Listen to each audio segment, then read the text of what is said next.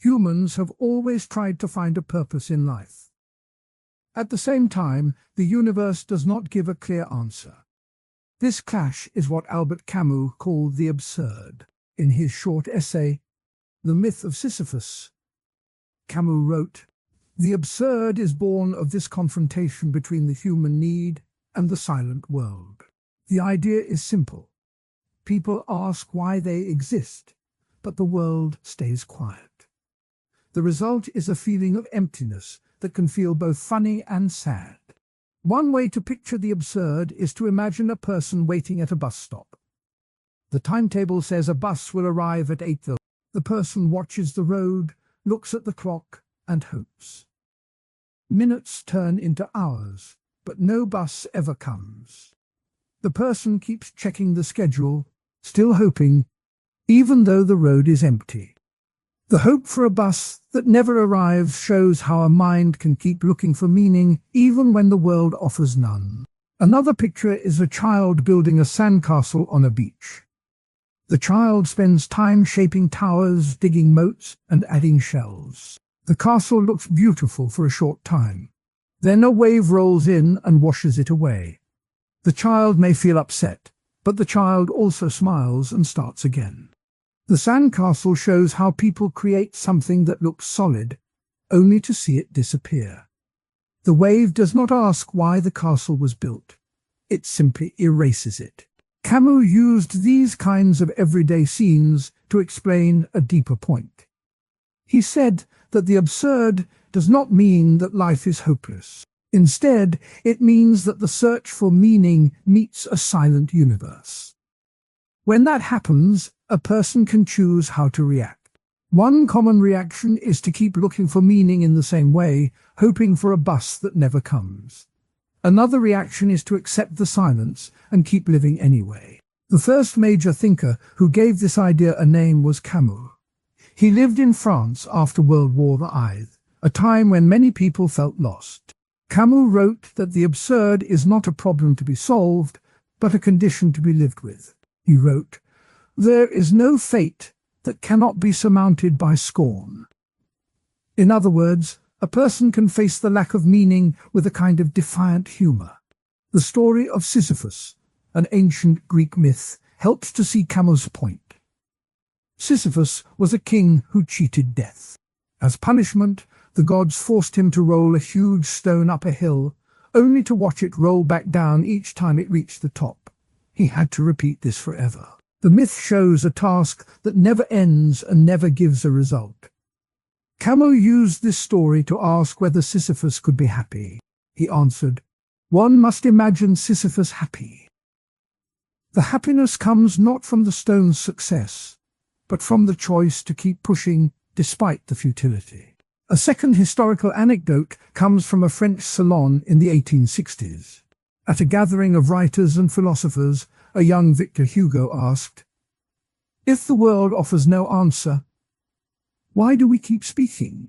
A guest, the poet Charles Baudelaire, replied, "We speak because the silence is louder than any word." The discussion turned to the idea that the lack of a grand plan does not stop people from creating art, music, and love. That salon conversation shows that even in the 19th century people felt the tension between a silent universe and a noisy human heart. Some people argue that the absurd does not hold because society can give meaning.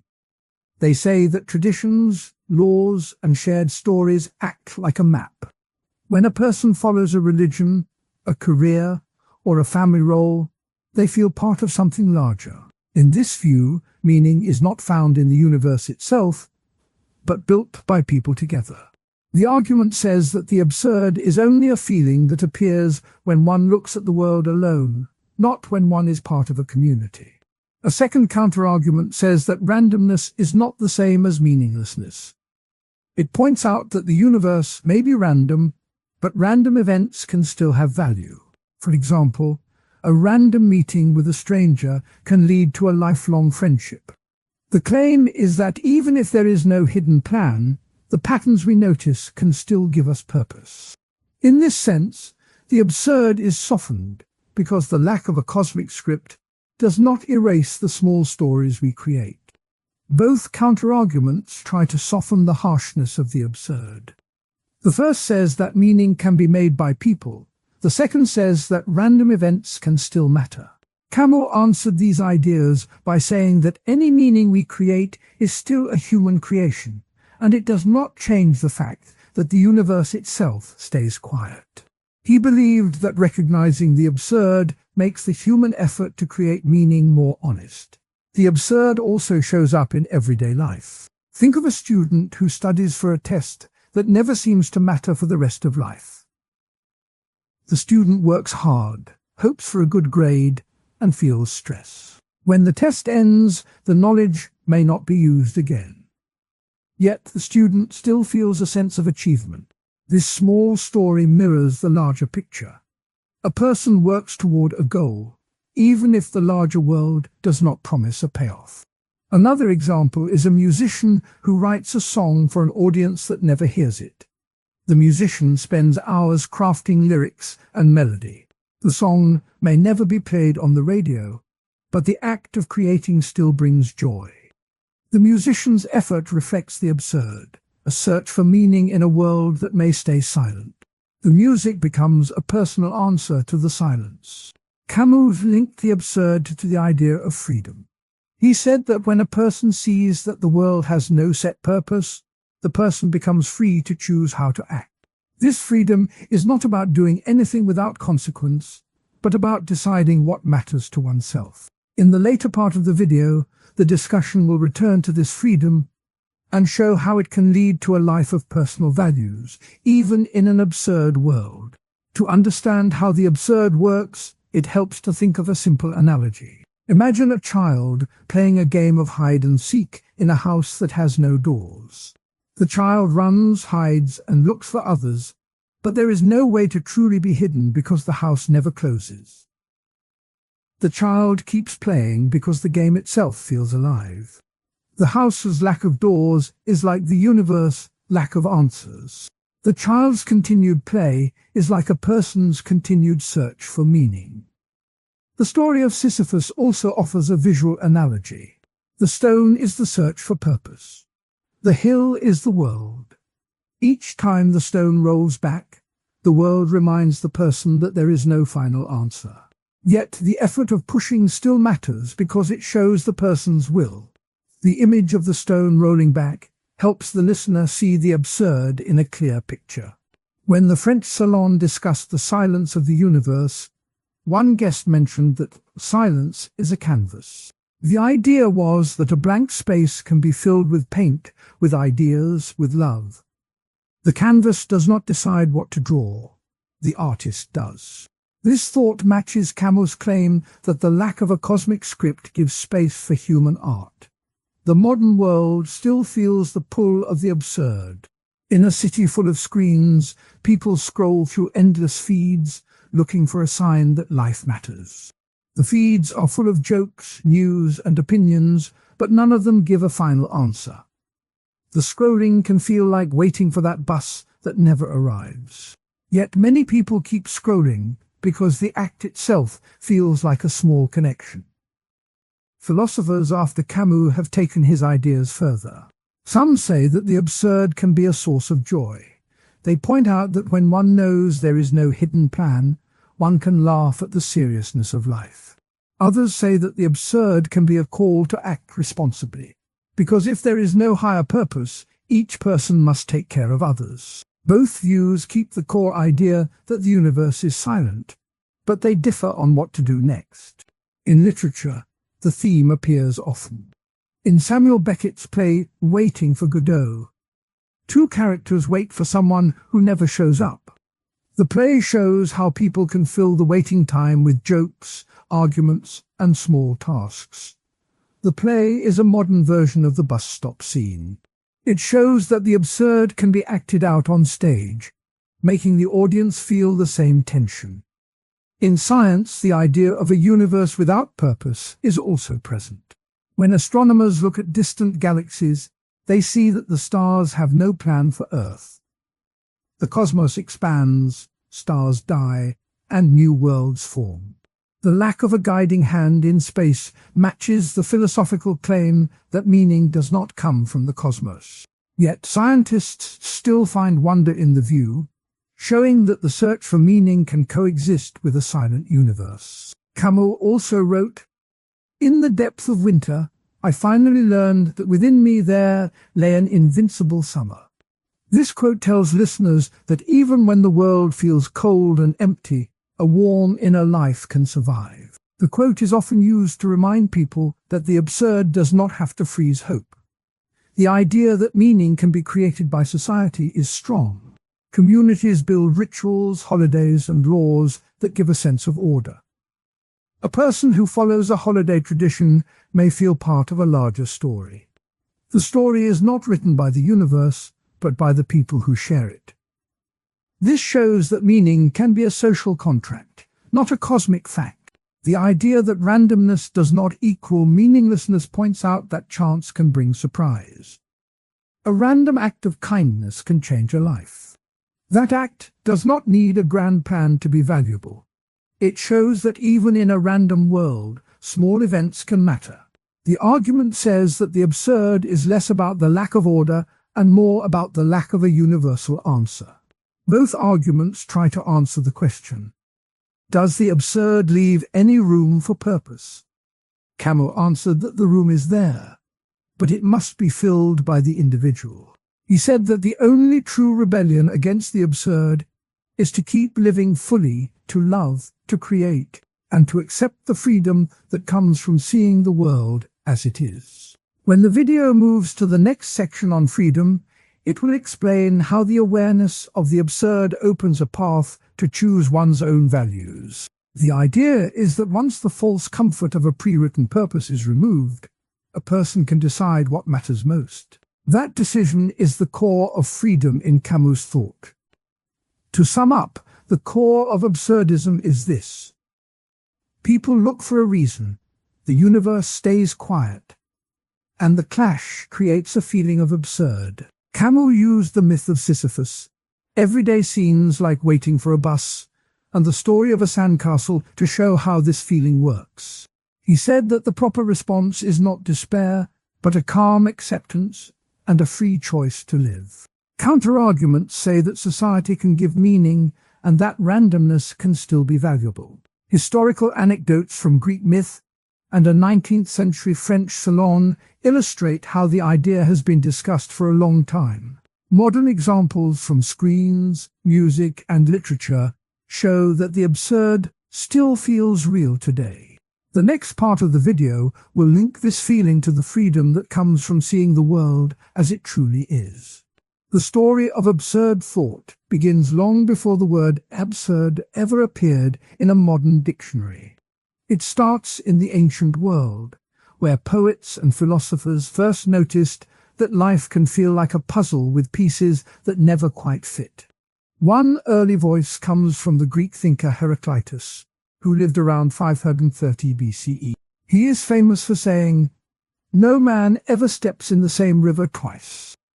That line points to a world that is always changing, where the river's water is never the same, and the person walking is never the same either. Heraclitus saw change as the core of reality, and he also wrote that the road up and the road down are one and the same. In simple terms, he suggested that order and disorder, meaning and meaning, are tangled together. This idea plants a seed for later absurd thought. If everything is in flux, then any fixed meaning we try to hold on to may be as fragile as a leaf on a stream. Across the world, a similar sense of impermanence appears in Buddhist teachings. The Buddha taught that all conditioned things are impermanent. In everyday language, this means that anything that depends on other things, our bodies, our thoughts, our relationships, will eventually change or end. The Buddhist concept of impermanence, called anicca, encourages people to see the world as a flow, not a solid block. When a teenager discovers a new band and drops the old favorites, that shift mirrors the Buddhist view. The teen's taste in music is a small, personal example of how desire, feeling, and identity can move like clouds across the sky. The teen may feel confused, excited, or even upset, but the change itself is natural, not a mistake. In this way, the ancient Buddhist insight already hints at the feeling that life can be both beautiful and puzzling at the same time. Another early picture of the absurd appears in the way plants behave. A seed sprouts, reaches for light, grows tall, then eventually wilts and dies. The plant follows a simple rule: grow toward the light to survive. Yet the plant has no awareness of why it does so, and it cannot choose a different path. The plant's life seems purposeful in a narrow sense, getting sunlight, but it also shows the limits of purpose. The plant's whole story ends in decay, no matter how well it follows the rule. This natural pattern can be used as an analogy for human life. People follow social rules, career paths, or love stories, yet they still confront an ending they cannot control. The plant cycle reminds listeners that purpose can be built into a system, but that system may still feel strange when looked at from a wider view. Heraclitus and the Buddha were not alone in noticing the odd mix of order and chaos. The Stoic philosophers, who lived a few centuries after Heraclitus, taught that the universe follows a rational plan called logos. They also said that humans should accept what fate brings. The Stoic Epictetus once wrote, "Fate leads the willing and drags the reluctant." This line tells a calm listener that resistance only adds suffering. The Stoics believed that by aligning one's will with the flow of the world, a person could find peace. Yet this acceptance can also be read as an early form of absurd thinking. If the world runs on a rational plan that we cannot change, then any attempt to impose personal meaning might look like a joke. The Stoics did not label it absurd, but their calm surrender to a larger order creates a space where the feeling of absurdity can arise. In medieval Europe, a different kind of story showed the same tension. The mystery play Everyman, performed in the 15th century, tells the tale of a man who is visited by death and asked to settle his affairs. Every man must gather his virtues, kindness, good deeds, knowledge, to travel with him. The play ends with the line, "All must die," spoken by death. The audience sees a clear moral. Life is short, and only what we do matters. Yet the play also shows how fragile human plans are. Every man's wealth, his titles, his friends, all disappear in the face of death. The drama illustrates that human life can feel absurd when the things we value are suddenly stripped away, leaving only a simple truth. The play does not claim that life has no purpose. Rather, it shows that purpose is fragile and can be exposed as a thin veil over a deeper mystery. These early signs of absurd thought are not isolated. They appear as a thread that runs through many cultures. The common pattern is an observation that the world changes, that human attempts to pin down meaning often meet a shifting reality, and that some systems, whether natural, religious, or social, offer rules that feel both helpful and limiting. When Heraclitus says the river is never the same, when the Buddha says all things are impermanent, when a plant grows toward light then dies, and when every man is forced to face death, each story points to a feeling that the universe does not bend easily to human wishes. One may argue that these early ideas were really about balance, not absurdity. The Stoics, for example, emphasized living in harmony with nature, a kind of equilibrium that brings inner calm. Their goal was not to highlight the strange or meaningless, but to teach a method for living well within a known order. Likewise, Buddhist teachings on impermanence aim to reduce attachment, not to suggest that life is a joke. From this viewpoint, the early thinkers were trying to guide people toward a stable, purposeful life, not to point out a lack of purpose.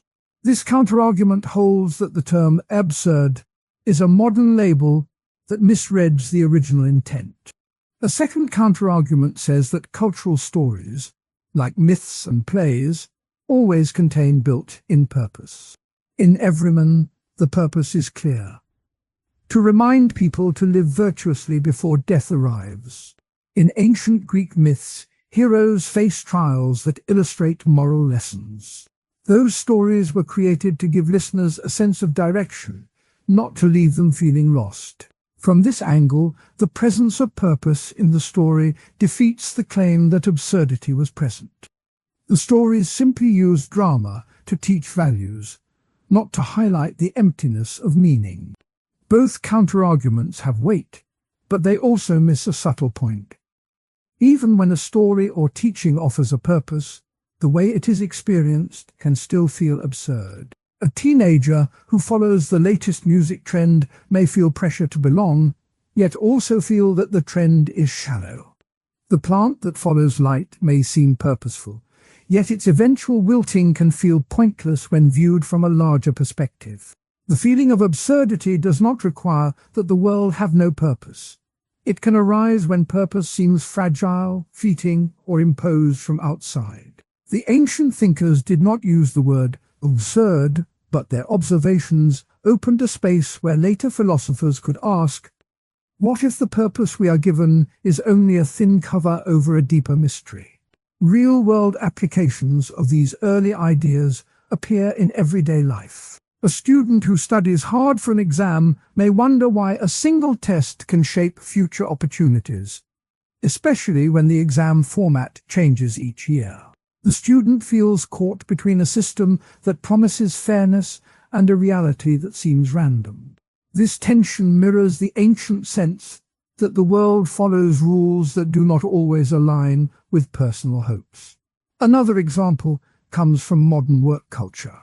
An employee may follow a company's mission statement, attend meetings, and meet targets, yet still feel that the daily grind is a loop that ends in a retirement party.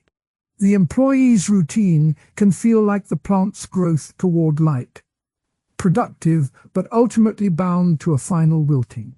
Recognizing this feeling can help people step back, see the larger pattern, and decide whether to accept the loop or to seek a different path. Modern interpretations of these early signs of absurd thought appear in the work of 20th century philosophers. Albert Camus, often linked with absurdism, wrote that the absurd is born of this confrontation between the human need for meaning and the silent, indifferent universe. Camus built on the ancient sense that the world does not answer every question. He used the myth of Sisyphus, a man condemned to push a rock up a hill forever, to illustrate how one might live with the absurd. Camus suggested that one can find freedom by embracing the lack of ultimate meaning while still creating personal values. In this way, the ancient observations of Heraclitus, the Buddha, and the Stoics become stepping stones toward Camus' later ideas. The next section of the video will move from these early seeds to the full bloom of existentialism. Existentialists ask, what should one do when the world offers no clear answer? They pick up the thread that began with a river, a plant, and a medieval play, and they weave it into a modern call for personal responsibility. By tracing the roots, listeners can see how the feeling of absurdity has traveled through time, changing shape, but keeping its core sense of tension between human longing and a world that does not always respond. To bring the ideas home, consider two analogies that tie the ancient and the modern. First, think of a smartphone app that updates automatically. The user expects the app to work the same way each time, but the update changes the layout, the features, and sometimes even removes favorite functions. The user must adapt, sometimes feeling frustrated that the app's design does not match their habit. This mirrors the river that never stays the same. The user's expectation of stability meets a shifting reality. Second, imagine a child learning to ride a bike. The child tries to balance, falls, gets up, and tries again. Each attempt feels like a small battle against gravity, yet the child eventually rides smoothly. The process shows that purpose can be built through repeated effort, even when the world seems indifferent to the child's desire. Both analogies echo the ancient messages that life's flow can feel odd, but that people can still find a way to move within it. A final anecdote from history adds color to the picture. In the 4th century BCE, the philosopher Diogenes of Sinope lived in a barrel and mocked social conventions. He once walked into a public meeting and said, "I am looking for an honest man." No one answered, and Diogenes left, shaking his head. His act highlighted the gap between society's claims of virtue and the reality he saw, a gap that feels absurd when the world pretends to have a clear moral order. Another story comes from the Japanese Zen tradition. A monk was asked, "What is the sound of one hand clapping?" The monk answered, "It is the sound of the wind moving through the leaves." The answer does not solve the riddle, but points to the idea that some questions may not have a neat answer, yet they still invite reflection. Both stories illustrate that the feeling of absurdity can be used as a tool to question assumptions and to look deeper. In sum, the roots of absurd thought stretch from ancient river metaphors to medieval stage plays, from Buddhist teachings on impermanence to Stoic acceptance of fate. They appear in everyday moments like a teen's music taste shifting or a plant reaching for light. Counterarguments remind that early ideas often aimed at balance and purpose, yet the lived experience of those ideas can still feel strange or empty. Real-world examples show how the ancient sense of a shifting world still resonates in modern classrooms and workplaces. Modern philosophers have taken these early signs and built a full theory of the absurd, leading toward existentialism. By remembering the river, the plant, the play, and the ancient quotes, listeners can see how the feeling of absurdity has always been part of human thought, waiting for each generation to ask, "What does it mean for me?" The next chapter will explore how existentialists answer that question, turning the ancient sense of absurdity into a call for personal choice.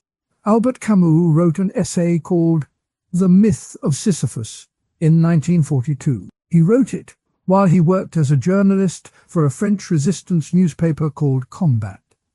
The paper printed stories about the war and about daily life under occupation. In those pages, Camus tried to show how ordinary people could keep hope alive even when the world seemed dark. The essay appeared in a book the same year, and it soon became a key text for people who ask why life can feel meaningless. In the essay, Camus tells the story of Sisyphus, a king from Greek myth. The gods punished Sisyphus for his tricks. They forced him to push a heavy stone up a hill, only to watch it roll back down each time it reached the top. The task repeats forever. Camus calls Sisyphus an absurd hero.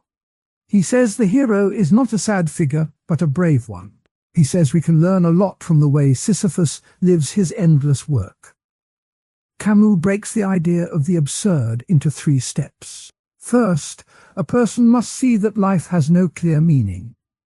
He must notice that the world does not answer the deep questions that humans ask. That moment of recognition is called the absurd. Camus writes that the absurd is born of the confrontation between the human need for meaning and the silent world. When a student sits at a desk and looks at a stack of notes, the student may feel that the study will never end. The student sees the absurd in that endless loop of learning and testing. The second step is to rebel. Camus says a person should not give up or fall into despair. Instead, the person should push back against the feeling of emptiness. He calls this rebellion a confiant smile. The rebellion is not a violent fight. It is a steady, personal stand that says, "Why see the lack of meaning, but I will still act." In the story of the baker needs dough, watches it rise, and then sees it fall flat. The baker could quit, but he keeps trying. He keeps shaping the dough, adjusting the heat, and trying again. That act of trying again, even when the result seems to collapse, is a small rebellion against the absurd. The third step is to find freedom. Camus says that once a person accepts the absurd and rebels, a new kind of freedom appears. The person no longer looks for a hidden purpose that may never come. Instead, the person creates his own small purpose in each moment. The student, after recognizing that the exam will not give a final answer about life, can still choose to study because the act of learning brings a feeling of growth. The baker, after seeing the dough fall, can still find joy in the rhythm of mixing, shaping, and tasting. That joy is a freedom that does not need a grand cosmic plan. Camus uses a simple line to sum up his view. He writes, "One must imagine Sisyphus happy." He means that the hero can find happiness in the act itself, not in the final result. The stone rolling back does not make the work meaningless if the worker enjoys the effort. The stone is the symbol of any task that feels endless. The happiness comes from the conscious choice to keep moving, to keep feeling, to keep living. A common objection to Camus' idea is that rebellion can slide into nihilism. Nihilism is the belief that nothing matters at all. Some critics say that if a person knows there is no ultimate meaning, then any rebellion is just a hollow gesture. They argue that the rebellion may become a way to say, nothing matters, so I can do anything. That can lead to a loss of moral direction. In that view, the rebel might become a reckless person who discards all values because they seem pointless. Another objection says that acceptance of the absurd can be a form of surrender. If a person simply says, "Life is absurd, so I will not try to change anything," then that acceptance can become a reason to stop caring. Critics argue that Camus' call to rebel is not strong enough to stop people from slipping into passivity. They point to the risk that people will say, "I accept the absurd, so I will not fight injustice," and then let bad things happen without protest. Camus answers these worries by keeping the rebellion active and personal. He says the rebellion is not a denial of values, but a way to create values in the moment. The student who studies for an exam does not study because a higher power demands it. The student studies because the act of learning feels good and builds skill. That skill can later help others. The baker who keeps making bread does not bake to impress a god. He bakes because the smell of fresh bread brings comfort to his family and neighbors. In both cases, the rebellion is a source of small, real meaning. Historical notes help show why Camus wrote the essay when he did. During the war, Camus worked as an editor for Combat, a paper that risked the lives of its writers. He wrote articles about the daily hardships of people under occupation. He saw how ordinary work continued even as bombs fell. The image of Sisyphus pushing a stone became a way to talk about those daily struggles. The essay was published in 1942, a year when France was still under German control. The timing gave the essay a sharp edge. It spoke to people who felt that their lives were forced into endless cycles of fear and effort. Camus also wrote about the absurd in other works, such as The Stranger. In that novel, the main character, Revolt, lives without looking for deeper meaning. He accepts the world as it is. The novel shows another side of the absurd, where a person does not rebel, but simply goes on. The later discussion in the series will compare that quiet acceptance with the active rebellion described here. The series will ask whether quiet acceptance can be as brave as rebellion, or whether it is a quiet surrender. To bring the ideas home, the script uses two everyday pictures. The first picture is a college student named Maya. Maya has a big exam in chemistry. She studies night after night, reading the same chapters, solving the same problems. The more she studies, the more she feels the work will never end. One night she looks at the clock and thinks, "Will I ever finish?" That thought is the moment of absurd recognition. Maya could quit, thinking the effort is pointless. Instead, she decides to keep studying because she enjoys the moment when a problem finally clicks. That click is a small victory. Maya's rebellion is her choice to stay at the desk. Her freedom is the feeling of curiosity that comes each time she solves a new equation. Maya's story shows how a student can turn an endless task into a source of personal joy. The second picture is a baker named Luis. Luis works in a small bakery in a town that has seen many changes. Each morning he mixes flour, water, and yeast. He watches the dough rise, hoping it will become a loaf. Sometimes the dough collapses, or the oven burns the bread. The work feels like a loop that never ends. Luis could stop baking, saying the effort does not bring lasting success. Instead, he keeps shaping the dough, adjusting the temperature, and tasting the crust. When a loaf finally turns golden, Luis feels a quiet pride.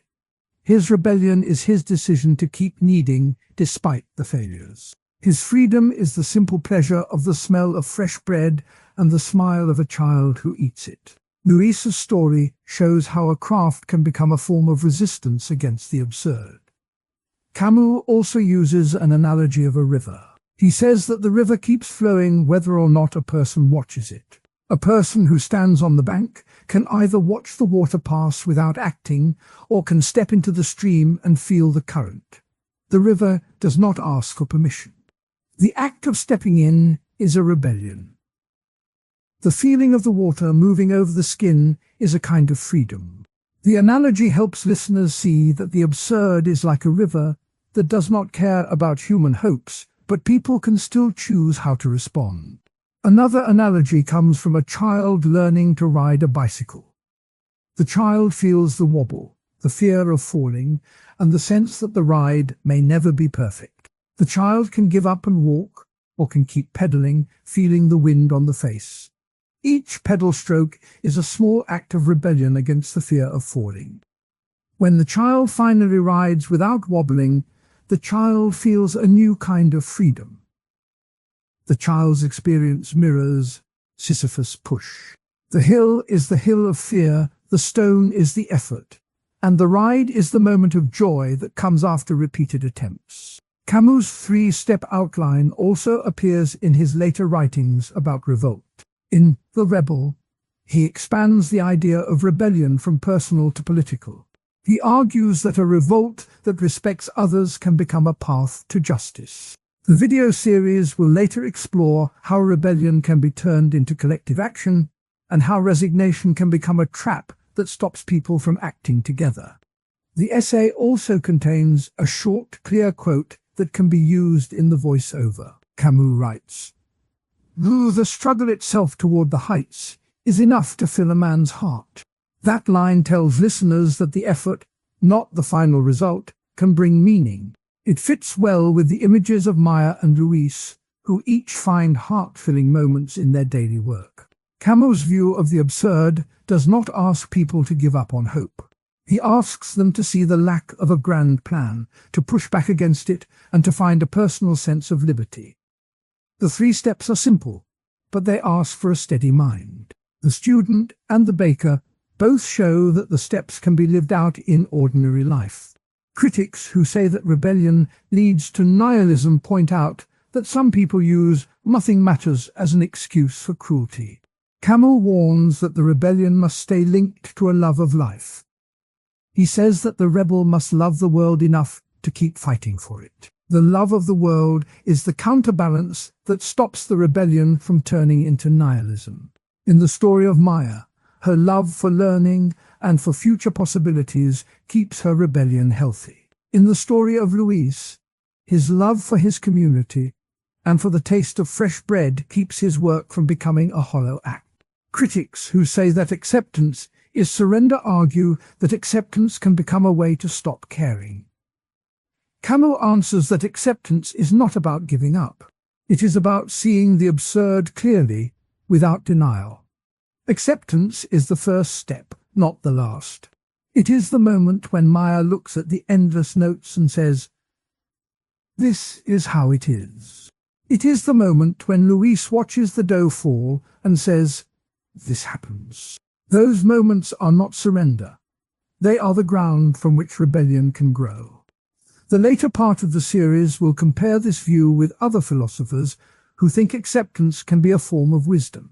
Camus' wartime journalism gave him a close view of how people kept working under harsh conditions. He wrote about a French farmer who kept planting potatoes even as the army moved through his field. The farmer's work was a small rebellion against the chaos of war. That story inspired Camus to think of Sisyphus as a modern figure. The farmer's stone was the field, the hill was the war, and the act of planting was the push. The farmer's happiness came from the simple act of sowing seeds, not from any promise of a harvest. The publication of the essay in 1942 made the idea of the absurd reach a wide audience. The book was printed in small batches because of the war.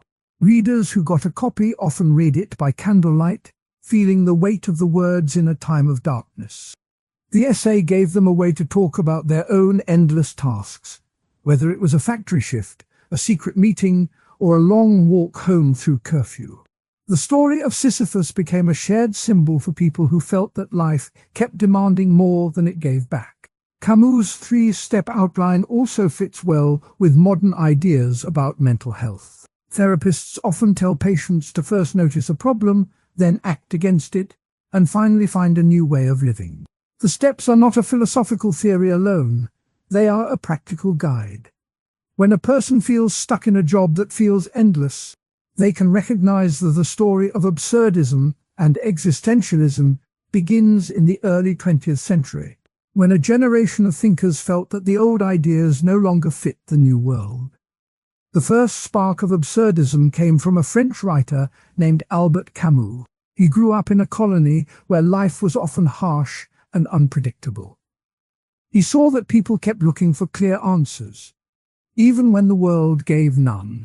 In his famous essay, The Myth of Sisyphus, Camus wrote, "The only truly serious philosophical problem is suicide." That line shows the core of absurdism.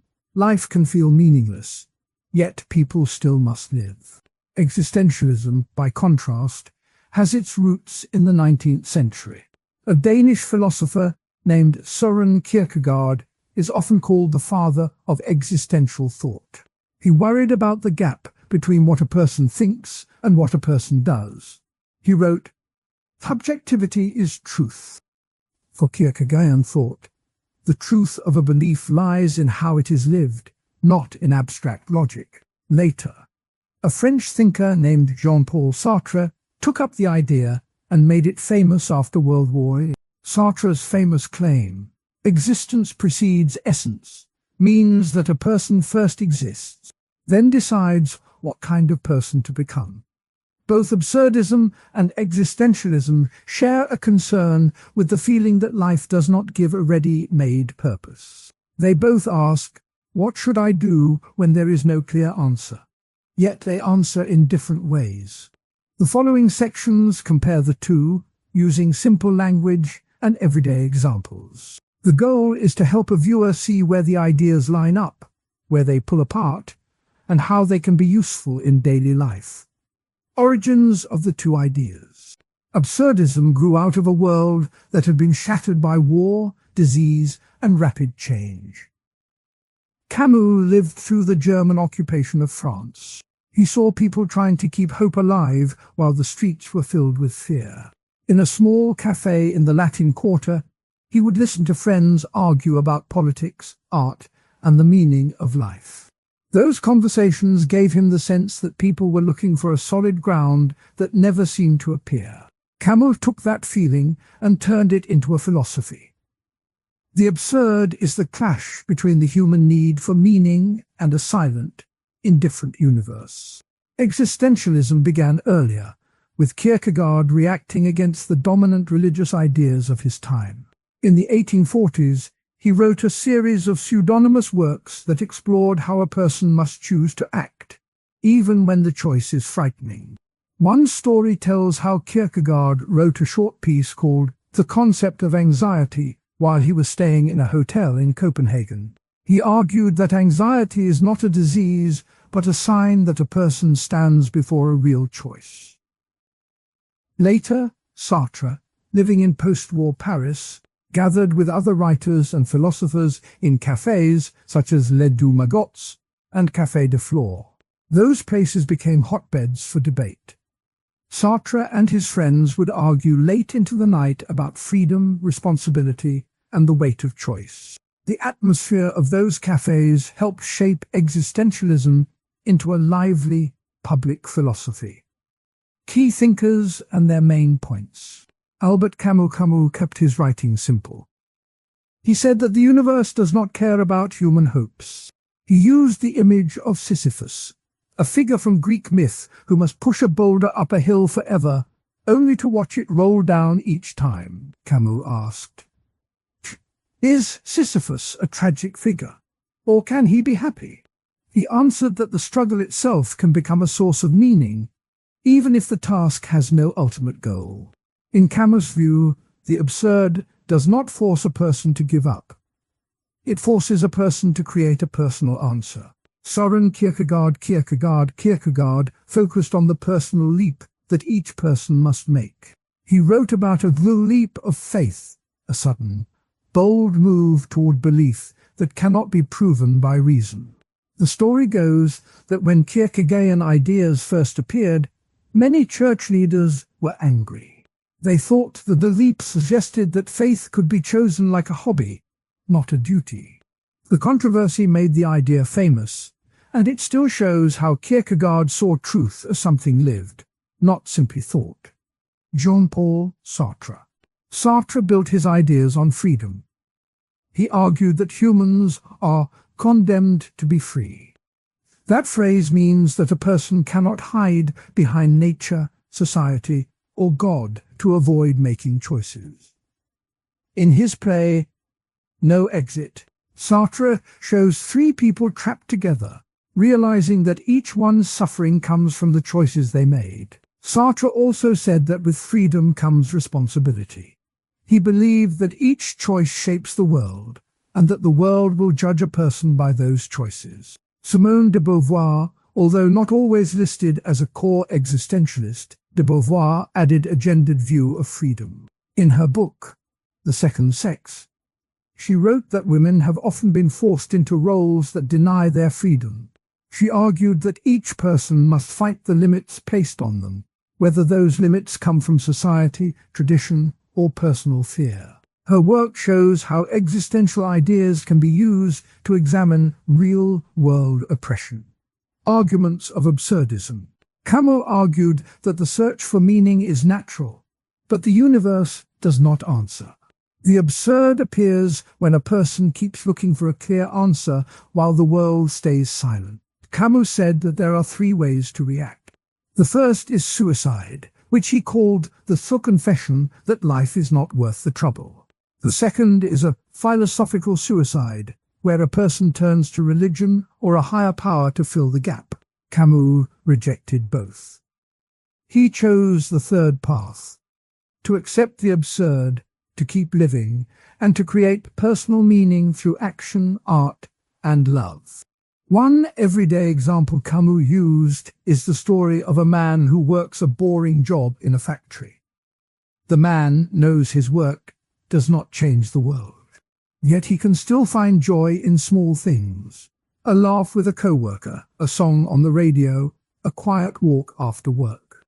The absurd does not force the man to quit. It invites him to see his life as a series of moments he can shape. Arguments of existentialism. Existentialists say that meaning is not given, it is made. Sartre's claim that existence precedes essence means that a person first appears in the world without a set purpose. The person then decides what kind of person to be. This decision is free, but it also carries weight.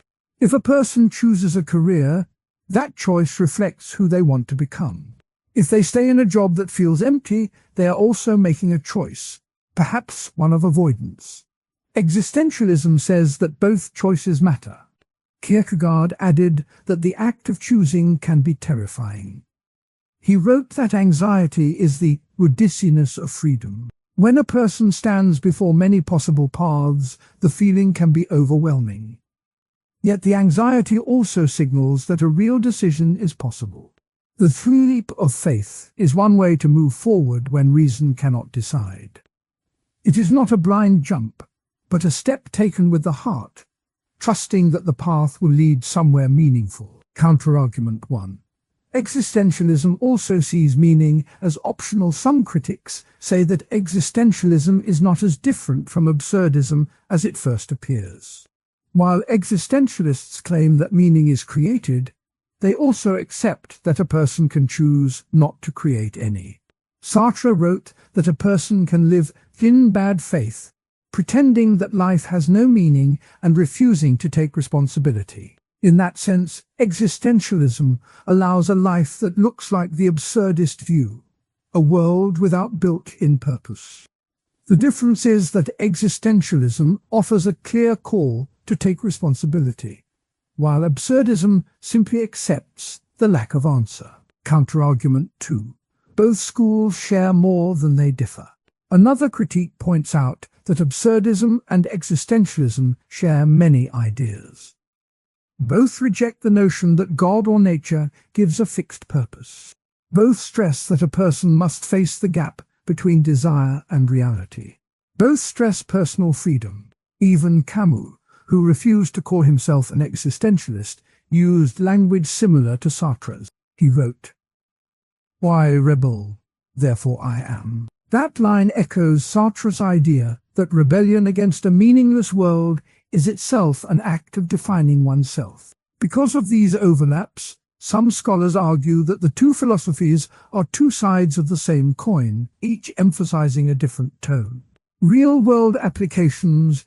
Choosing a career path. Imagine a young adult who must decide whether to study art or to take a stable job in finance. An existentialist would say that the choice defines who the person becomes.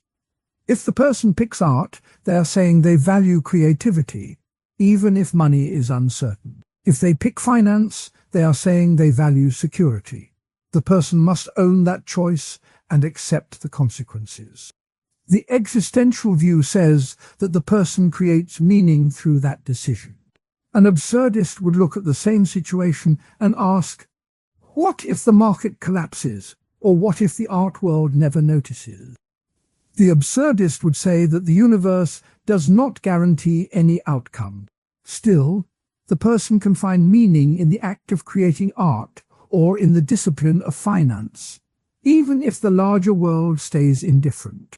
The absurdist would encourage the person to keep working, to find joy in the process, and to accept the lack of any ultimate guarantee. Feeling stuck in a routine job, a middle-aged worker may feel trapped in a job that feels repetitive. An existentialist would point out that the worker is still free to change the job, to learn new skills, or to reinterpret the work as a stepping stone. The key is to recognize that staying is also a choice, and that the worker must accept the responsibility for that choice. The existentialist would say that the worker can use the job to develop patience, to help others, or to fund a passion project. An absurdist would see the same routine as a reminder that the world does not promise a grand purpose. The worker can still find small moments of joy. A friendly conversation, a well-made coffee, a quiet moment at lunch. The absurdist would advise the worker to accept the routine without demanding a hidden meaning, and to create personal meaning through small acts. Modern interpretations. In contemporary culture, absurdism appears in comedy, shows that highlight the pointlessness of everyday life. Shows like The Office or Parks and Recreation often show characters working in jobs that seem meaningless, yet they find humor and connection. Those shows echo Camus' idea that the struggle itself can be a source of joy. Existentialism shows up in self-help books that stress personal responsibility. Many modern guides tell readers to choose your own path and to stop blaming society. Those ideas trace back to Sartre's claim that freedom is a burden and a gift. The modern talk about growth mindset also reflects existential thought, the belief that a person can shape who they become through effort. Analogies: a river. Think of life as a river. The river flows whether or not a person watches it. The river does not care about a person's plans. That is the absurdist view. The world runs its course, indifferent to human hopes. A person can stand on the bank and watch, or they can step into the water and swim. The act of swimming, even if the river eventually leads to the sea, is a way to create personal meaning. The swimmer accepts the current but still moves. A chess game. Imagine a chessboard where the pieces have no set story. The player must decide how to move each piece. Existentialism says that the player creates the story of the game with each move. The board does not tell the player what to do. The player must choose. If the player decides not to move, the game stalls. That pause is a choice too, showing that even inaction is a decision.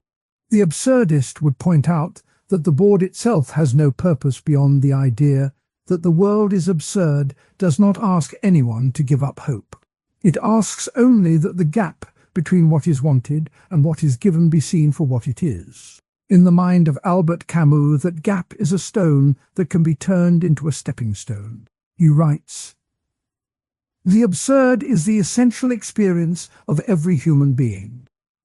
When the absurd is accepted, the walls that keep choices locked begin to fall. The doors that open are not made by fate, they are made by the person who steps through them." Camus first set out this claim in his essay, The Myth of Sisyphus. He tells the story of a man who must roll a stone up a hill forever, only to see it fall each time. The stone is a picture of the endless tasks that fill life. Yet Camus says, one must imagine Sisyphus happy. The happiness comes not from the task itself, but from the moment the man sees the hill for what it is and decides to push the stone anyway. That decision is a free act. It is a choice that is not forced by a higher plan, because there is no higher plan. The freedom comes from the acceptance that the world does not give a final answer. When the absurd is taken in, the idea of real choice changes. Before, a choice might feel like a move toward a hidden meaning. After, the choice feels like a true act of the self. Camus writes, "When the absurd is accepted, the individual is freed from the need to find a meaning that is not there. The freedom is not a wild chaos, but a clear space where a person can decide what matters for themselves." A simple picture can show how this works. Imagine a young woman who has saved enough money to travel. In a world that promises that travel must be planned, that every step must be scheduled, she feels a pull to go without a plan. She knows that the world does not guarantee a perfect trip, that storms may come, that trains may be late. By seeing the absurd, that there is no guarantee of a smooth journey, she can decide to step onto a train without a map. The decision feels real because it is not made to fit a hidden purpose. It is made because she wants to feel the wind, to taste new food, to meet strangers. The lack of a plan does not mean she is lost. It means she is free to move. Another picture is a man who works in a corporate office. He has a steady paycheck, a clear ladder, and a title that promises respect. Yet each day he feels a quiet hollow, a sense that his work does not speak his truth. When he reads Camus, he sees that the absurd does not punish him for feeling this way. He sees that the world does not promise his work will bring meaning. He can choose to quit, to spend his savings on a studio, to paint, to write, to sculpt. The choice is heavy, but it is his. He is not chasing a promise that the world has given. He is acting because he has recognized the absurd and is free to act. These two stories are not just anecdotes. They are the living practice of Camus' claim. They show how the acceptance of absurd can turn a feeling of emptiness into a field of genuine options. The field is not a mess of random acts. It is a field where each act is chosen, not forced. There are people who argue that this kind of freedom can lead to chaos. They say that if there is no ultimate meaning, then any action is as good as any other, and society could fall apart. This argument points to the risk that people might ignore responsibility, that they could act without thought, that they could hurt others while claiming freedom. The fear is that without a higher guide, people will drift. A second counterargument says that the responsibility that comes with true freedom can be too heavy. When a person knows that no outside force will tell them what to do, the weight of deciding can feel crushing. Some may feel paralyzed, thinking that each choice must be perfect because there is no safety net. The argument says that the absurd can become a burden, not a release. Both concerns have merit. The first worries that freedom without limits becomes disorder. The second worries that freedom without guidance becomes fear. Camus does not deny these worries. He writes, "The absurd man is he who is aware that his life has no predetermined purpose, yet he still chooses to live fully." He suggests that the answer lies in balance. The balance is found in the act of rebellion against the absurd, not in surrender to it. History shows how people have tried this balance. In the 1960s, a wave of young people pushed back against the expectations of the post-war world. They said that the job, the house, the family were not the only ways to live. They traveled, they experimented with music, they tried new ways of thinking. This counterculture was not a random rebellion. It was a collective recognition that the old script felt absurd. By saying no to the script, they opened a space for new choices. Some found meaning in community, in art, in protest. Others fell into chaos. And the era also saw a rise in drug abuse and social unrest.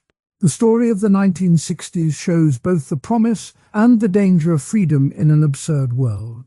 A later movement, the minimalist lifestyle, also reflects this pattern. Minimalists ask, "What do I really need?" They look at the many things that society tells them to buy, to own, to display.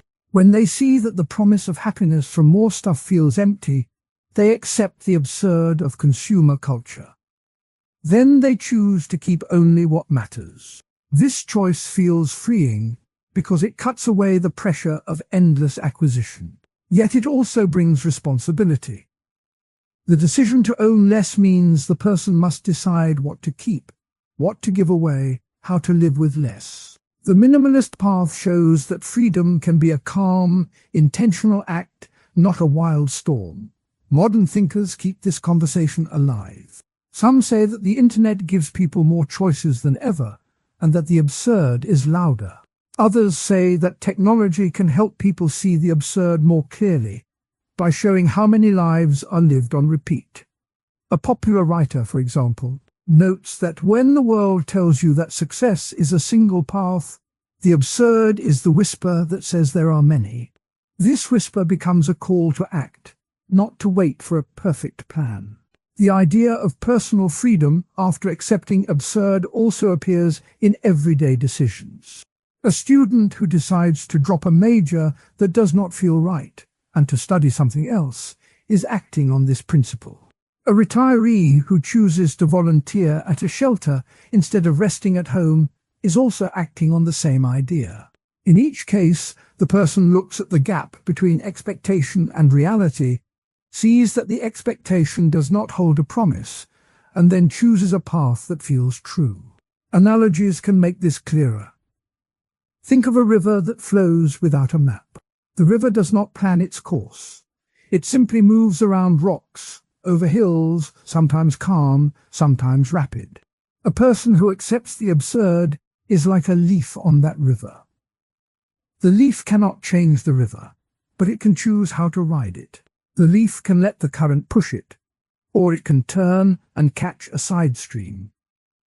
The freedom is in the choice of direction, not in the control of the river itself. Another analogy is a game of chess played without a set rule for winning. The pieces can move, the board can change, but there is no final checkmate promised. The players can still enjoy the game, create their own goals, and find satisfaction in each move. The absurd is the missing rule.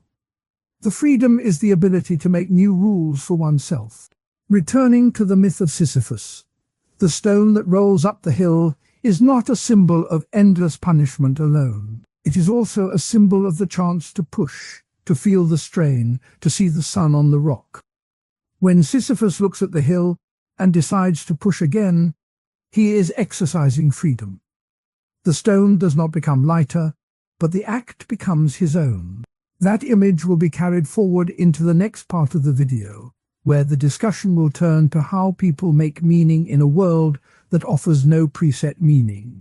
The next section will explore how people create meaning after they have accepted the absurd and claimed their freedom. It will show that meaning is not a hidden treasure waiting to be found, but a craft that each person builds. The ideas of Camus, of the 1960s rebels, of minimalists, and of everyday people all point to a common thread. That freedom is not a wild loss of order, but a clear space where choices become truly one's own. Camus' own words sum up this point. The struggle itself toward the heights is enough to fill a man's heart. One must imagine Sisyphus happy. The struggle is the freedom to choose, the height is the personal goal, and the happiness comes from knowing that the choice was made without a hidden script. In a world that feels absurd, that knowledge is the seed of true liberty. Consider a traveler who buys a one-way ticket to a city he has never heard of. He does not have a hotel reservation, nor a list of attractions. He walks the streets, asks locals for food, sleeps in a hostel that may be full. Each moment is a decision. To eat at a street stall, to stay longer in a park, to join a local festival. The traveler feels a pulse of freedom that comes from the acceptance that the trip has no preset purpose. The trip becomes a series of genuine choices, not a checklist to complete. Now picture an office worker named Maya, who has spent 10 years climbing a corporate ladder. She feels that the work does not speak her truth. She reads Camus and sees that the absurd tells her there is no ultimate reason to stay. She decides to quit, to use her savings to open a small bakery. The bakery is not a guarantee of success, but it is a choice that reflects her own taste. She faces risk, she faces responsibility for paying bills, but she also feels a new kind of lightness. The freedom she gains is the ability to shape her days, not to follow a path set by others. Both stories illustrate the core claim. Recognizing the absurd clears away the false promise that life must follow a set script. It opens a field where each step is chosen. The field can feel vast, and the sky can look empty, but the act of stepping is what gives life its shape. Critics who warn of chaos point to moments when people misuse this freedom. A person who decides to ignore all rules may break laws, hurt others, or act selfishly. The counter-argument is that freedom, without a sense of responsibility, can become danger. Camus acknowledges this risk. He says, "Freedom is not the absence of law. It is the ability to choose within the limits of what we can bear. The limits are not given by a higher power, but by the awareness of other people and the world around us. The weight of responsibility can feel like a mountain. When a person knows that each choice is theirs alone, the fear of making a wrong move can stop them. This fear can lead to indecision, to staying in a job that feels empty, to staying in a relationship that does not fit. The absurd does not remove the fear, but it can change how it is faced. By seeing that there is no ultimate judgment waiting, the person can act without the pressure of a cosmic scorecard. The fear becomes a sign that a choice matters, not a signal that the world will punish. The 1960s counterculture showed both the bright side and the dark side of this freedom. Some young people found new art, new community, new ways to love. Others fell into self-destruction, using drugs to escape the void.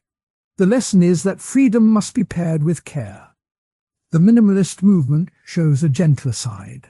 People who choose to own less often report feeling lighter, more focused, more able to spend time on relationships and creative work. Their freedom is not a wild sprint, but a steady walk. Modern psychology also talks about autonomy, which is the feeling of being in control of one's own actions. Studies show that when people feel autonomous, they are more motivated. The story of absurdism begins with a simple question. Why does the world seem quiet when people ask for answers? The question first appeared in the work of Søren Kierkegaard in the 1840s. He wrote about the leap of faith that a person must make when reason cannot give a clear answer. He said that the human heart wants a purpose, but the world does not speak back. Later, in the early 1900s, the Russian writer Fyodor Dostoevsky created a character who felt the same emptiness. In his novel, Notes from Underground, the underground man declares that he knows the world is indifferent, yet he still acts. The most famous voice of absurdism, however, is Albert Camus. In his essay, The Myth of Sisyphus, Camus describes the absurd as the clash between the human desire for meaning and a silent universe. He writes, "The absurd is born out of this confrontation between the human yearning for clarity and the indifferent silence of the world." Camus also says one must imagine Sisyphus happy. That line captures the core idea that a person can create a small joy even while the larger picture is empty. Camus did not claim that life has no value. He claimed that the lack of a grand design does not stop a person from making a life worth living. The freedom section of this series explained that when a person sees the universe as indifferent, a new kind of freedom appears. The person is no longer bound by a pre-written script. The same freedom is felt in the later part about art and humor. In art, a painter can splash colors without a hidden moral. In humor, a joke can be told simply for the laugh, not to teach a lesson. The same freedom lets a person cook a favorite meal, care for a pet, or tend a garden, and feel that those acts matter. The first everyday act that shows how meaning can be built is cooking. Imagine a person who returns home after a long day. The kitchen smells of onions, garlic, and fresh herbs. The person chops vegetables, stirs a pot, and watches the sauce turn a deep red. The act is simple, but it fills the evening with warmth. The person may think, "I made this for myself." It is a small gift. In the absurd view, the universe does not care about the source, but the person cares. The care creates a pocket of meaning. The act of cooking is like building a small shelter in a storm. The shelter does not stop the storm, but it offers a place to stay dry for a while. A second everyday act is caring for a pet. A dog wags its tail when its owner returns. The owner fills a bowl, takes the dog for a walk, and listens to its happy bark. The pet does not ask why the world exists.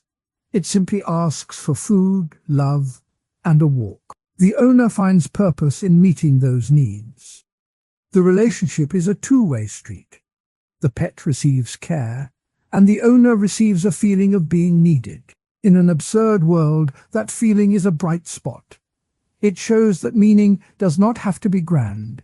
It can be as small as a wagging tail. These simple acts echo the ideas of Camus. He wrote, "The struggle itself toward the heights is enough to fill a man's heart. The struggle can be the daily effort of cooking or the gentle routine of feeding a cat. The heart fills because the person chooses to engage, not because the universe promises a reward." Not everyone agrees that personal meaning is enough. One counterargument says that personal meaning is selfish. The argument goes like this: if each person builds a private world of meaning, then society may lose a sense of shared purpose. The critic says that personal projects can become isolated bubbles. The bubble may protect the person, but it does not help the larger community. The critic points to history where selfish pursuits led to conflict. The claim is that meaning should be aimed at the common good, not at personal comfort. A second counterargument says that collective projects are more reliable. The idea is that when many people work together, they can achieve larger goals that a single person cannot. A community garden, for instance, can feed dozens of families, provide green space, and teach children about nature. The critic says that collective effort spreads risk. If one person stops cooking, the family still eats because others share food. If one person stops caring for a pet, the pet may still find love in a shelter. The argument is that shared meaning is sturdier than isolated meaning. To see how these arguments play out, look at the community garden movement of the 1970s. In the early 1970s, a group of neighbors in a city suburb decided to turn a vacant lot into a garden. The lot had been a place for trash and graffiti. The neighbors met at a local church, shared tools, and planted tomatoes, beans, and lettuce. The garden grew, and so did the sense of belonging. The garden fed families, gave children a place to learn, and turned a blighted space into a place of beauty. One of the founders wrote in a diary, "We plant not just seeds, but hope. The soil does not ask why, it simply receives." The garden shows how a collective project can create meaning for many people at once. It also shows how personal meaning can be woven into a larger pattern. Each person who tended a plot found personal joy, yet the garden as a whole became a shared story. Another modern example is the rise of online support groups. In the early 2000s, people began to use the internet to find others who shared similar struggles. A person dealing with anxiety could type a message into a forum and receive replies from strangers who understood. The group might meet once a week in a chat room, share coping tips, and celebrate small victories. One member wrote, "When I read your words, I feel less alone. Your story becomes part of mine." The group shows how meaning can be built across distances. The internet does not care about the person's feelings, but the people in the group create a web of support. The meaning is both personal and collective. The group's existence also reflects the freedom that absurdism describes. People are free to choose who they talk to, what they share, and how they respond. These two stories illustrate how meaning can be built in different ways. The garden shows a physical space where many hands work together. The online group shows a virtual space where many minds connect. Both show that meaning does not have to wait for a cosmic answer. It can be made in the moment, with the tools at hand. The idea of building meaning also appears in the analogy of a sandcastle. A child on a beach gathers wet sand, shapes it into towers, and decorates it with shells. The tide will eventually wash the castle away. Yet while the castle stands, the child feels proud. The child knows that the tide is inevitable, but still spends time building. The sandcastle is a perfect picture of absurdist meaning. The universe will not stop the tide, but the act of building still matters. The child's joy is real, even if the castle is temporary. Another analogy is a song that a person hums while walking down the street. The song has no deep purpose, but it lifts the mood. The humming person creates a small rhythm in an indifferent world. The rhythm can be shared with a passerby who smiles. The simple act of humming becomes a bridge between two strangers. The bridge is built on a moment of personal meaning that spreads outward. Camus also used the myth of Sisyphus as an illustration. In the myth, Sisyphus is forced to push a heavy stone up a hill, only to watch it roll back down each time he reaches the top. Camus says that Sisyphus can find meaning in the effort itself, not in reaching a final goal. He writes, "One must imagine Sisyphus happy." The image of a person pushing a stone can be compared to a student studying for an exam that may never be used in a job. The student still learns, still grows, and still feels a sense of achievement. The absurd does not stop the student from finding value in the work. In everyday life, cooking, caring for a pet, gardening, or joining an online group are like small stones that a person pushes up a hill. The stone may roll back, but each push feels like a step forward. The person can look back and see the path they have made. That path is a record of choices, of care, of love. In the absurd view, that record is enough. The freedom that comes from recognizing absurdity also lets a person reject false promises. Some people claim that meaning must come from religion, from politics, or from wealth. The absurdist sees these claims as attempts to hide the silence of the universe. By seeing the silence, the person can choose what matters to them. That choice is a form of freedom. The freedom section earlier explained that when a person is not bound by external demands, they can follow their own values. The later part about art and humor will show that this freedom also lets a person laugh at the absurd. A joke about a cat that thinks it is a lion can make people smile, even though the cat is just a cat. The humor points out the gap between expectation and reality, and that gap is the same gap that absurdism points to. Modern interpretations of absurdism often blend it with existential therapy. Therapists help people accept that life has no preset meaning, and then guide them to create their own. One therapist wrote, "When the client sees the world as indifferent, they can feel less pressure to live up to an impossible standard. The client may then choose to cook a favorite soup each week, or to volunteer at a shelter, and feel that those choices are enough." The therapist's note reflects the core of absurdist thought. Meaning is not found, it is made. Another modern view links absurdism with environmental activism. Some activists say that the planet will continue its cycles with or without human effort. That fact can feel absurd. Yet activists still plant trees, clean rivers, and lobby for change. They do so because the act itself feels right, not because they expect the universe to reward them. Their work becomes a personal meaning that also helps the collective. The activist's story shows that personal meaning and collective projects can work together rather than being opposed. The quotes from primary sources give a voice to these ideas. Camus wrote, "The absurd is the essential experience of the human condition." Kierkegaard said, "Life can only be understood backward, but it must be lived forward." Dostoevsky wrote, "Man is a mystery. It needs to be solved." Each of these lines points to a different side of the absurd. Camus focuses on the clash, Kierkegaardian on the leap, and Dostoevskian on the mystery. Together they form a picture of why people feel the need to create meaning. When the narrator mentions the freedom section, it is a reminder that the choice to build meaning is itself a free act. The later part about art and humor will show that this free act can be expressed through painting, music, or a funny story. A painter may splash bright colors on a canvas because the act feels alive. A comedian may tell a joke about the absurdity of waiting in line at a coffee shop. Both are ways of saying, "I am here, and I can make something out of this moment." The absurd does not stop the act, it gives it a new shape.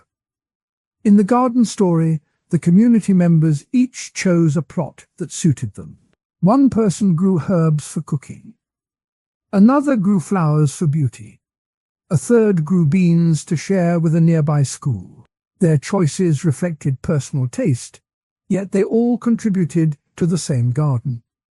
The garden became a living example of how personal meaning can add up to a larger good. The garden also faced challenges. A harsh winter killed many plants. Some members wanted to give up. Others said, "We will plant again in spring." The decision to keep planting showed resilience.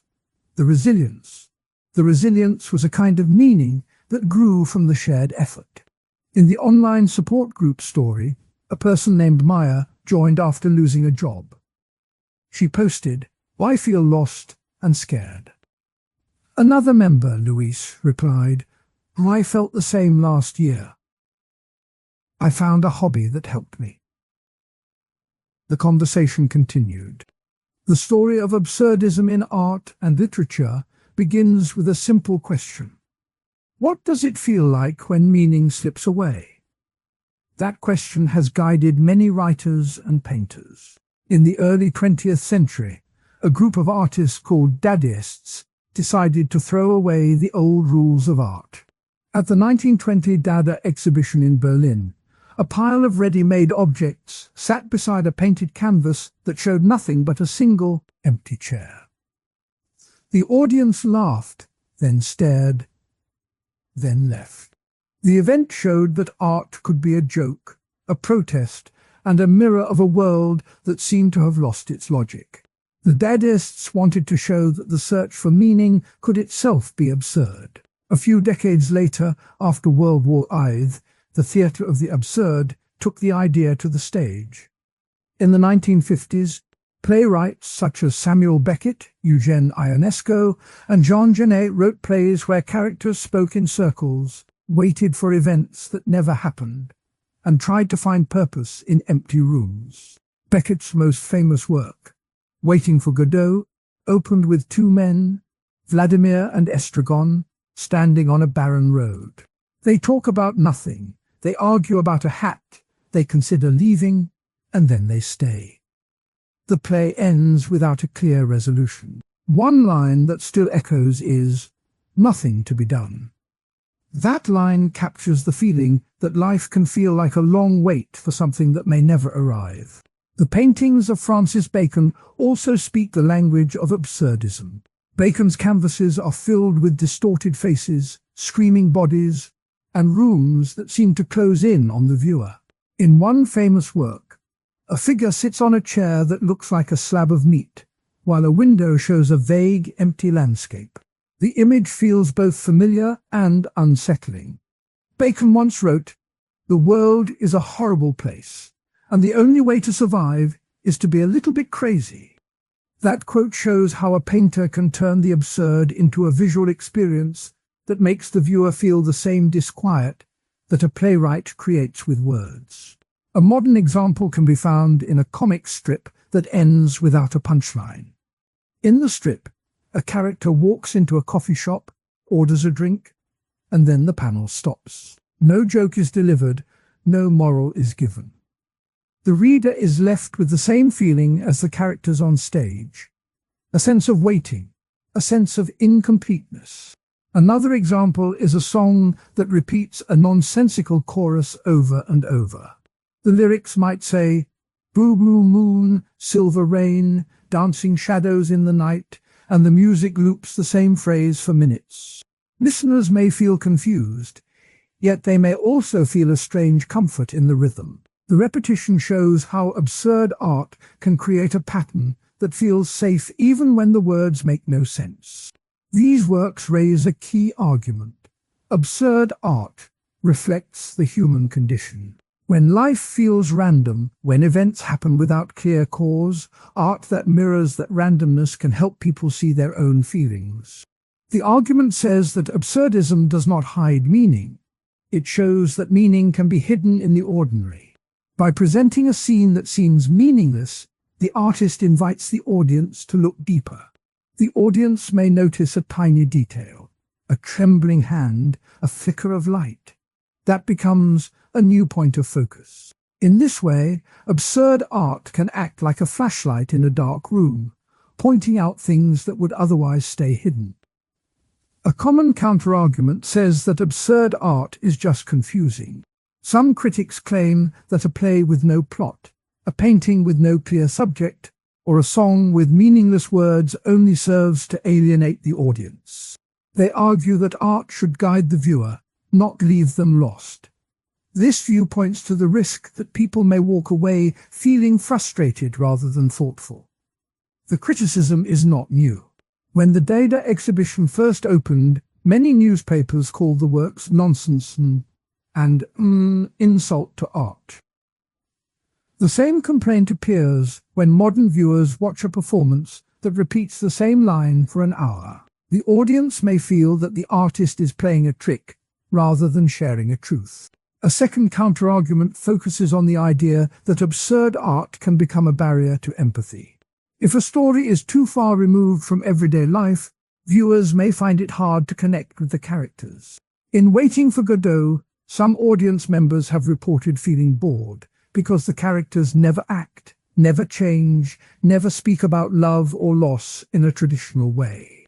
The criticism suggests that absurdism may only speak to a small group of intellectuals while turning away the majority who seek clear stories.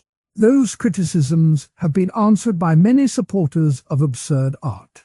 One response says that confusion is a necessary step toward insight. When a viewer is unsettled, the mind begins to ask questions. The process of questioning can lead to personal growth. Another response points out that alienation can be a mirror of modern life. In a world where people often feel disconnected, an artwork that does not try to force a connection can actually reflect that feeling honestly. By not offering a tidy resolution, the work respects the audience's ability to find their own meaning. Real-world applications of absurdism appear in therapy and education. In some counseling settings, therapists use absurd jokes or paradoxical statements to help clients break out of rigid thought patterns. A therapist might say, "If you keep looking for a perfect answer, you will never find one," and then pause. The client may feel the absurdity of the statement, and that pause can open a space for new ideas. In classrooms, teachers sometimes use absurd stories to spark discussion about why we expect stories to have clear endings. By showing a short story that ends abruptly, the teacher invites students to talk about expectations, about how we make sense of the world. Modern interpretations of absurdism have moved into digital media. Video games like The Stanley Parable let the player follow a narrator who constantly changes the story's direction. The game asks the player to choose between obeying instructions or rebelling, and each choice leads to a loop that seems to have no final answer. The experience feels like a modern version of Waiting for Godot, but with interactive control. Online memes also use absurd repetition. A meme might show a picture of a cat with the caption, "I'm not a cat, I'm a cat, I'm a cat," repeated many times. The humor comes from the nonsensical loop, which mirrors the structure of an absurd chorus. Analogies help explain why absurd art matters. Imagine a kitchen with a broken clock on the wall. The clock still ticks, but it never shows the right time. A person cooking in that kitchen may learn to trust their own sense of time rather than the clock. In the same way, absurd art removes the external guide of clear meaning, urging the viewer to trust their own inner sense of what matters. Another analogy compares absurd art to a maze with no exit signs. A person walking through the maze may feel lost, but they also become more aware of the walls, the turns, and their own pace. The maze forces a different kind of learning than a straight hallway. Historical anecdotes add color to the story. When Beckett first presented Waiting for Godot in Paris in 1953, the audience was divided. Some laughed loudly at the emptiness, others whispered, "Is this a play?" The director, Roger Blin, recalled that the actors sometimes forgot their lines because the script gave them so little to hold on to. The chaos on stage became part of the performance, showing that the absurd can live in the moment, not just on the page.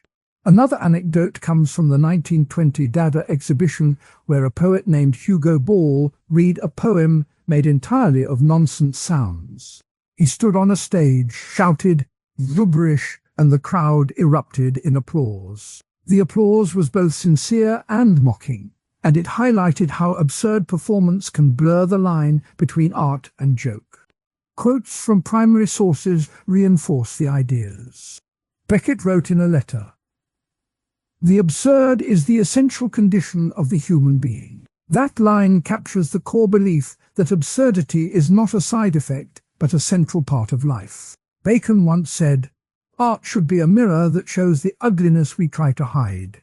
His words suggest that absurd images can reveal hidden truths. A Dada manifesto declared, "We no longer believe in anything, and we are happy about it." The manifesto's blunt tone shows how the movement embraced the loss of belief as a source of freedom. The influence of absurdism can be seen in everyday life. A person who reads a strange poem may feel a spark of curiosity that leads them to ask new questions. A viewer who watches a painting of a distorted figure may notice how their own face looks in the mirror later, seeing the cracks that were hidden before. In each case, the absurd work has opened a door to self-reflection. Linking back to the earlier discussion on humor, absurd art often uses humor as a bridge. The comic strip that ends without a punchline still makes the reader smile at the oddity of the situation. The song that repeats a nonsense chorus can become catchy, inviting people to sing along even when the words make no sense. The humor softens the blow of confusion, allowing the audience to stay engaged. For a deeper look at how humor works with absurd ideas, the section on humor offers more detail. In the concluding reflections, the journey through absurdism in art and literature will be tied together. The final part will ask the viewer to consider whether the lack of clear answers is a problem or a gift. It will suggest that embracing the absurd can lead to a richer, more honest life. The reflections will bring together the examples, the arguments, and the counter-arguments, showing how each piece fits into a larger picture of human experience. Through plays, paintings, comics, songs, and digital games, absurdism continues to speak. It asks the audience to sit with uncertainty, to laugh at the nonsense, and to find their own path through the maze. The legacy of Dada, the theatre of the absurd, and modern creators shows that absurd art is not just confusion. It is a way to see the world anew. The story of absurdism in art and literature is still being written, and each new work adds another twist to the endless waiting, the looping chorus, and the broken clock that reminds us that meaning is often found in the gaps. The story of humor and the absurd begins long before modern comedy. In medieval courts, a jester could speak truth while the king laughed. The jester wore bright clothes and used jokes to point out foolishness. A king could not punish a fool who made people smile. This early role shows how laughter can act as a safe way to face a world that does not make sense. Later, in the 1970s, stand-up comedy grew in clubs across America. Comedians like George Carlin and Richard Pryor used sharp jokes to question politics, race, and daily life. Their jokes often showed how ordinary rules can break down. The audience heard the absurd in everyday news and felt a little less alone. The rise of stand-up gave a new stage for people to laugh at the strange parts of life. Absurdism as a philosophy was first written down by Albert Camus. Camus said that the world does not give a clear meaning, and people keep looking for one. He wrote, "The absurd is the conflict between the human need for meaning and the silent, indifferent universe." Camus also said, "The only way to deal with an absurd world is to keep on living." These ideas link directly to why jokes work. A joke creates a short moment where the need for meaning meets a surprise that does not fit. The surprise makes the brain notice the gap, and the laugh closes the gap for a moment. Another thinker, Søren Kierkegaard, warned that people can hide from the absurd by staying in comfort. He wrote, "Life can only be understood backwards, but it must be lived forwards." This line reminds listeners that humor can help move forward even when the past feels confusing. When a joke points out a mistake, it lets the listener see the mistake without feeling crushed. One modern example of humor coping with absurdity appears in a sitcom. In a popular show, a character named Sam keeps pressing the same button on a coffee machine, hoping it will finally work. Each time the machine sputters, Sam makes a funny comment about the machine's stubbornness. The audience sees Sam's loop and laughs. The loop is absurd because the machine will never change, but Sam's jokes make the situation feel lighter. The laughter lets viewers think about their own loops, like a job that repeats the same tasks, and feel a little less trapped. A second example is a meme that repeats a pointless phrase.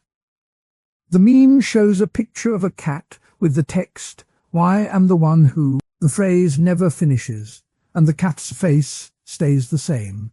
People share the meme because it feels odd and funny. The meme repeats the same nonsense over and over, like a broken record. The humor comes from the fact that there is no real point, yet the brain keeps looking for one. By laughing, the viewer accepts the lack of point for a moment. These two examples show how jokes act like a bandage over a wound. The wound is the feeling that life does not have a clear reason. The bandage is the laugh that covers the pain.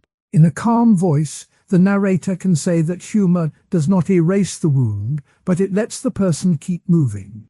There are also arguments that humor can hide deeper problems. Some psychologists say that when people laugh at a serious issue, they may avoid dealing with it. For instance, a joke about mental health might make people feel safe, but it can also stop them from seeking help. The joke becomes a mask. In this view, humor is a shield that blocks the view of the real issue. A second counterargument says that some jokes reinforce harmful ideas. A joke that stereotypes a group can spread prejudice. When the joke repeats, the audience may start to believe the stereotype. In this case, humor does not help the absurd, but adds another layer of unfairness. The absurd becomes a tool for oppression rather than a way to cope. Both counterarguments remind listeners that not all jokes are good. The power of humor depends on the intention behind it and the effect it has on the audience. A joke that lifts can become a trap if it hides pain or spreads hate. Real-world applications of humor in the face of absurdity appear in therapy. Laughter therapy uses jokes and funny stories to lower stress. Patients who laugh report feeling less anxious about chaotic events. In hospitals, doctors sometimes tell a light joke about a long wait. The joke does not change the wait, but it makes the time feel shorter. This shows how humor can be a tool to manage the absurd parts of life, like illness or loss. In schools, teachers sometimes use funny cartoons to explain a hard concept. A cartoon about a hamster running on a wheel can illustrate how people feel stuck in a job. The humor helps students see the idea without feeling heavy. The absurd image of a hamster on a wheel becomes a simple picture that stays in the mind. Modern interpretations of absurd humor have moved to the internet. Platforms like TikTok host short clips where a person repeats a silly phrase while dancing. The clip loops, and viewers watch it many times. The loop is absurd because nothing changes, yet the humor keeps the viewer watching. Some scholars call this digital absurdity. It shows that the same pattern of joke and absurd repeats in new media. Another modern form is dark comedy in movies. Films like The Grand Budapest Hotel show characters in strange, over-the-top situations that still feel real.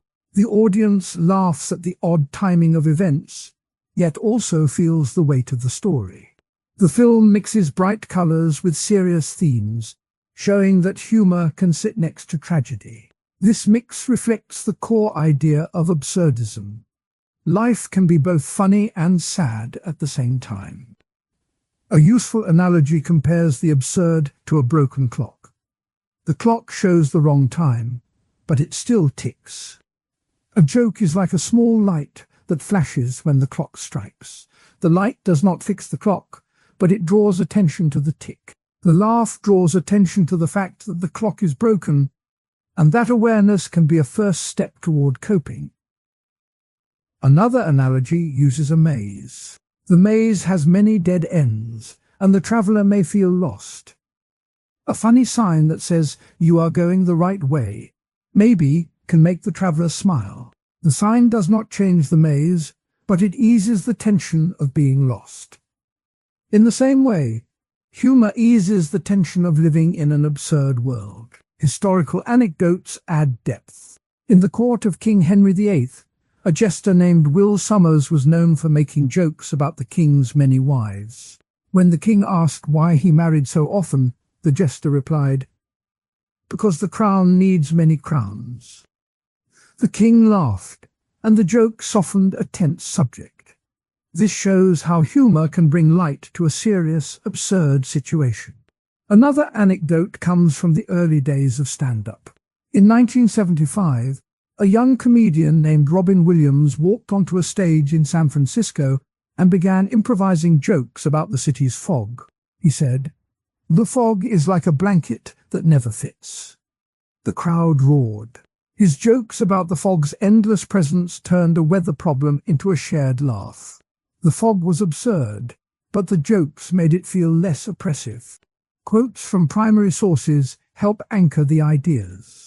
Camus wrote, "In the depth of winter, I finally learned that within me there lay an invincible summer." Though about hope, the line shows that even in a harsh world, a bright feeling can survive. Kierkegaard wrote, "Anxiety is the dizziness of freedom." This line points to how the lack of clear meaning can make people feel uneasy. Both quotes remind the audience that humor can be a small spark of light in a dark room. The art section of this series showed how painters used strange images to talk about the absurd. In those paintings, bright colors and odd shapes made viewers pause and think. Humor works the same way in words. A joke paints a picture in the mind that is odd but familiar. The laugh is the brushstroke that ties the picture together. When the narrator returns to the final takeaways, the main point is clear. Humor does not solve the problem of meaning, but it offers a way to live with it. A joke can point out the gap between what people want and what the world gives. The laugh can close that gap for a moment, giving relief. At the same time, humor must be used with care. If jokes hide pain or spread hate, they become harmful. The best jokes are those that let people see the absurd and still feel connected. In summary, jokes and comedy act as a bridge over the river of absurdity. The bridge may wobble, but it lets people cross. The bridge is built from stories, memes, sitcom scenes, and old court jokes. It is supported by thinkers like Camus and Kierkegaard, and it is tested by modern memes and stand-up. The bridge can be strong when it respects truth, and it can be weak when it hides or hurts. By understanding how humor works, viewers can choose jokes that help them face the absurd, not run from it. The final thought for the audience is simple. When life feels like a loop that never ends, a funny line can break the loop for a second. When a meme repeats a pointless phrase, the laugh shows that the phrase does not need a deep meaning. When a jester in a medieval hall makes a joke about a king's mistake, the laughter reminds the king that he is also human. In each case, humor offers a gentle hand to hold while walking through an odd world. The calm voice of the narrator invites the listener to try this in everyday life. The next time a small absurd moment appears, a light joke can be the first step toward coping. The listener may not change the absurd, but the laugh can make the journey feel lighter. This is the power of humor in the philosophy of the absurd. The next part of the discussion turns to the ways that absurdism has been challenged from many angles. Religious voices have often said that the idea of a meaningless world cannot be true because their holy books speak of a purpose given by a creator. A well-known line from the book of Jeremiah reads, "For I know the plans I have for you, declares the Lord, plans for welfare and not for evil, to give you a future and a hope." That verse is used by many pastors when they answer the claim that life is absurd. The pastor in a small town once told a group of teenagers, "Your life has a destiny set by God, and the meaning you look for is already there."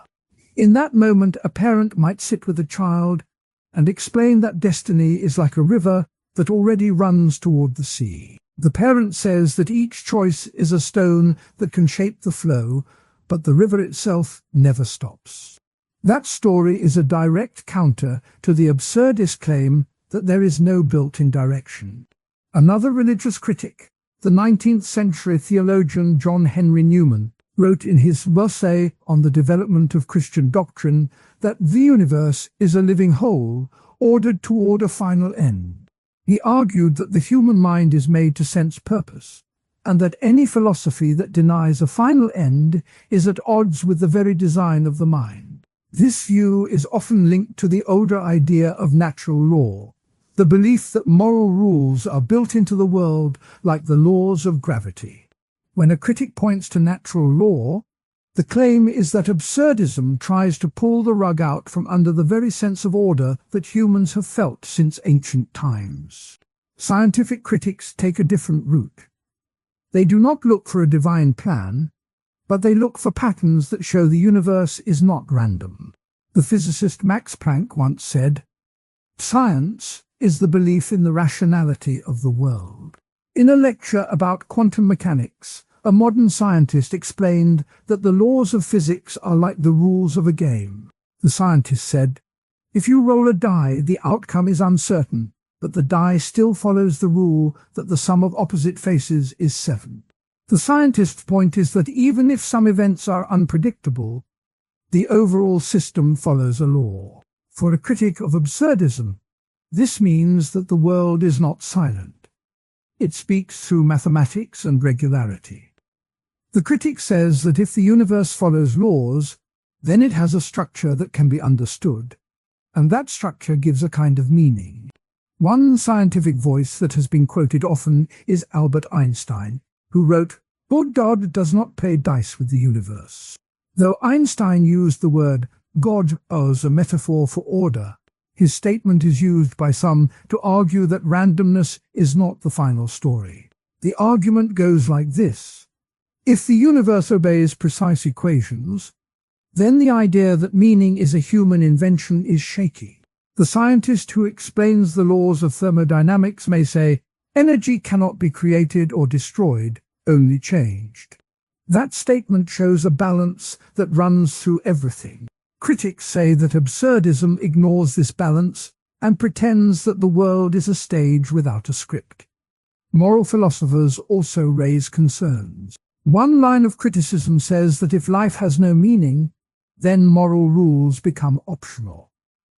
The philosopher Philippa Foot, in her essay Virtues and Vices, wrote, "Without a purpose, virtues lose their anchor." She argued that if people think that nothing matters, they may stop caring about others. A modern ethicist often points to the story of a nurse who stopped giving extra comfort to patients because she believed that effort was pointless. The nurse behavior is used as an example of how absurdist thinking could lead to apathy. The ethicist says that a belief in purpose helps people act with kindness, even when the outcome is uncertain. Another moral critic, the existential thinker Jean-Paul Sartre, once warned that existence precedes essence, but he also feared that people might slip into what he called bad faith, a denial of responsibility. Some later scholars read Sartre as a warning that absurdism could push people into a passive stance. They argue that if a person thinks that nothing matters, they may stop trying to improve the world. The moral critique is that absurdism, by removing the idea of a higher goal, can make people feel that effort is futile. A second moral objection says that absurdism can create a kind of quiet despair that stops people from acting. The critic points to a story from a World War II veteran who, after reading Camus, felt that the battle was meaningless and stopped trying to help his comrades. The veteran's experience is used as a cautionary tale. The critic says that a philosophy that tells people that there is no ultimate answer can make them give up on trying to make a difference. The discussion also includes a criticism that absurdism leads to a kind of quiet resignation, not a bold rebellion. The philosopher Karl Jaspers, in his work Philosophy of Existence, wrote, "The limit of human freedom is the acceptance of the world as it is." Jaspers meant that acceptance can be a strength, but some readers interpret it as a call to stop fighting against injustice. The criticism is that absurdism may turn freedom into a passive state, where people accept the world without trying to change it. To show how these critiques play out in everyday life, a parent might sit with a child at bedtime and say, "Your life has a path that God has set, and you will find your place." The child hears a story of purpose and feels safe. In contrast, a teacher who reads Camus might ask the class, "What if there is no plan? What would you do?" Some students feel excited, but others feel lost. The contrast between the two examples shows how the idea of purpose can shape emotions and actions. Historical anecdotes help to see how these arguments have been fought over time. In the 19th century, a famous debate unfolded between Charles Darwin and a group of religious leaders in a lecture hall in London. Darwin presented his theory of natural selection, showing that species change without a guiding hand. A bishop responded, "The hand of the Creator is still evident in the design of life." The audience heard both the scientific claim of natural law and the religious claim of divine purpose. The debate set the stage for later arguments about whether the universe has an inherent plan. The absurdist position would later point to Darwin's work as proof that meaning is not built in, while the religious side would point to the bishop's words as evidence that purpose remains. Later, during the Cold War, philosophers from both sides of the Iron Curtain gathered at a conference in Geneva.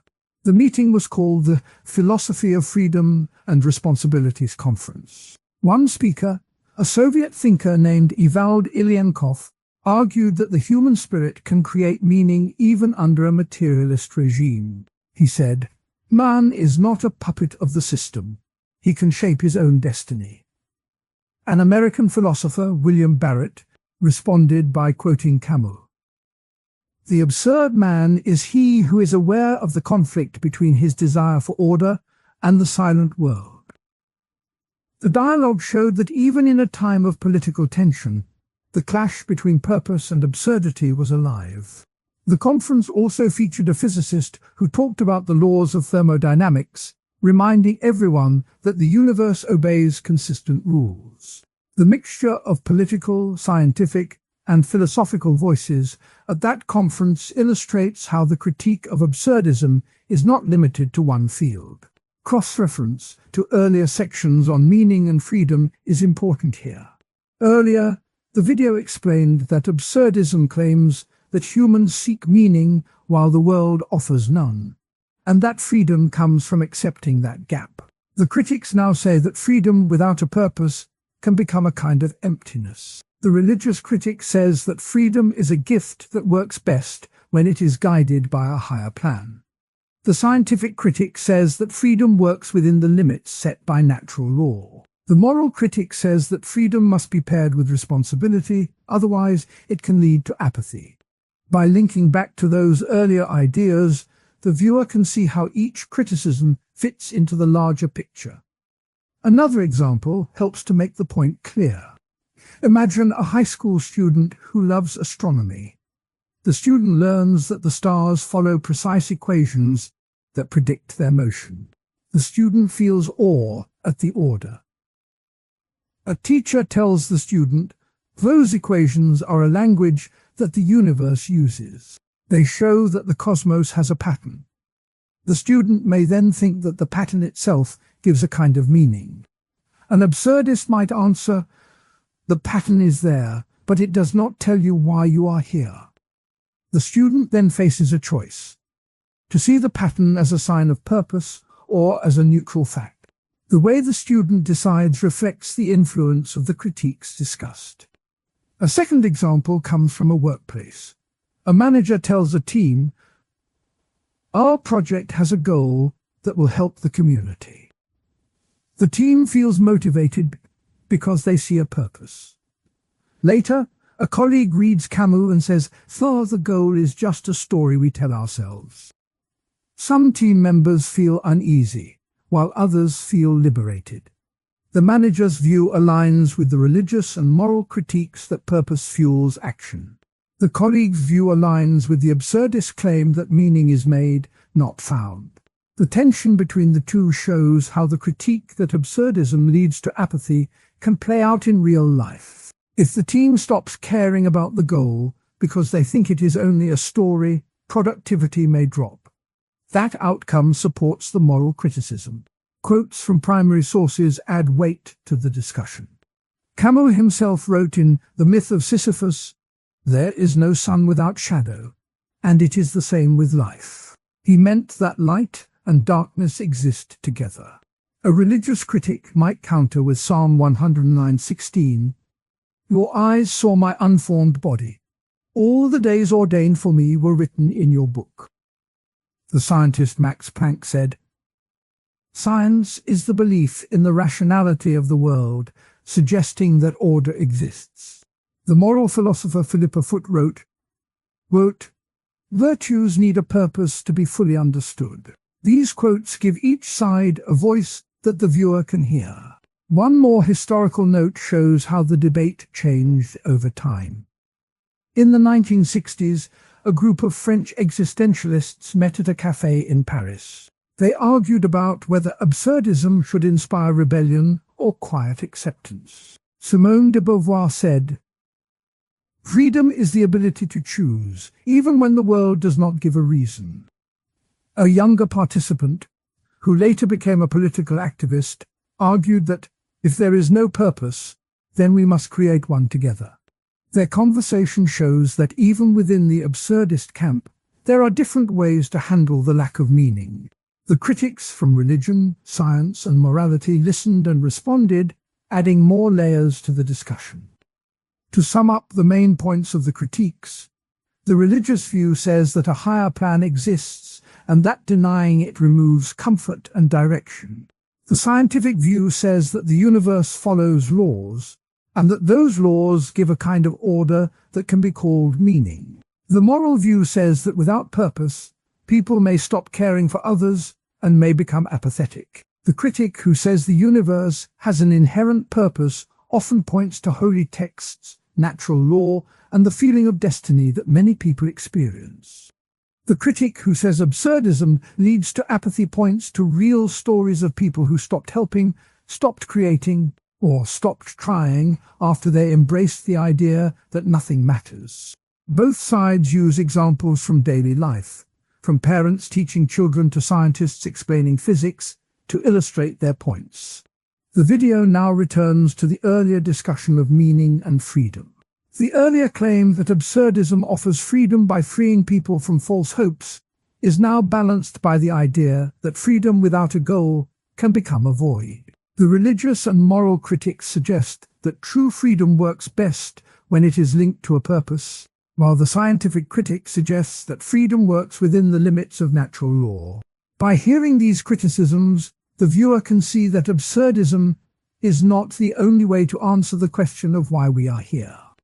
In the final part of this segment, the narrator invites the audience to think about the stories shared. The parent who tells the city street that opened the video still hums in the background, a mix of honking cars, hurried footsteps, and the occasional laugh from a cafe table.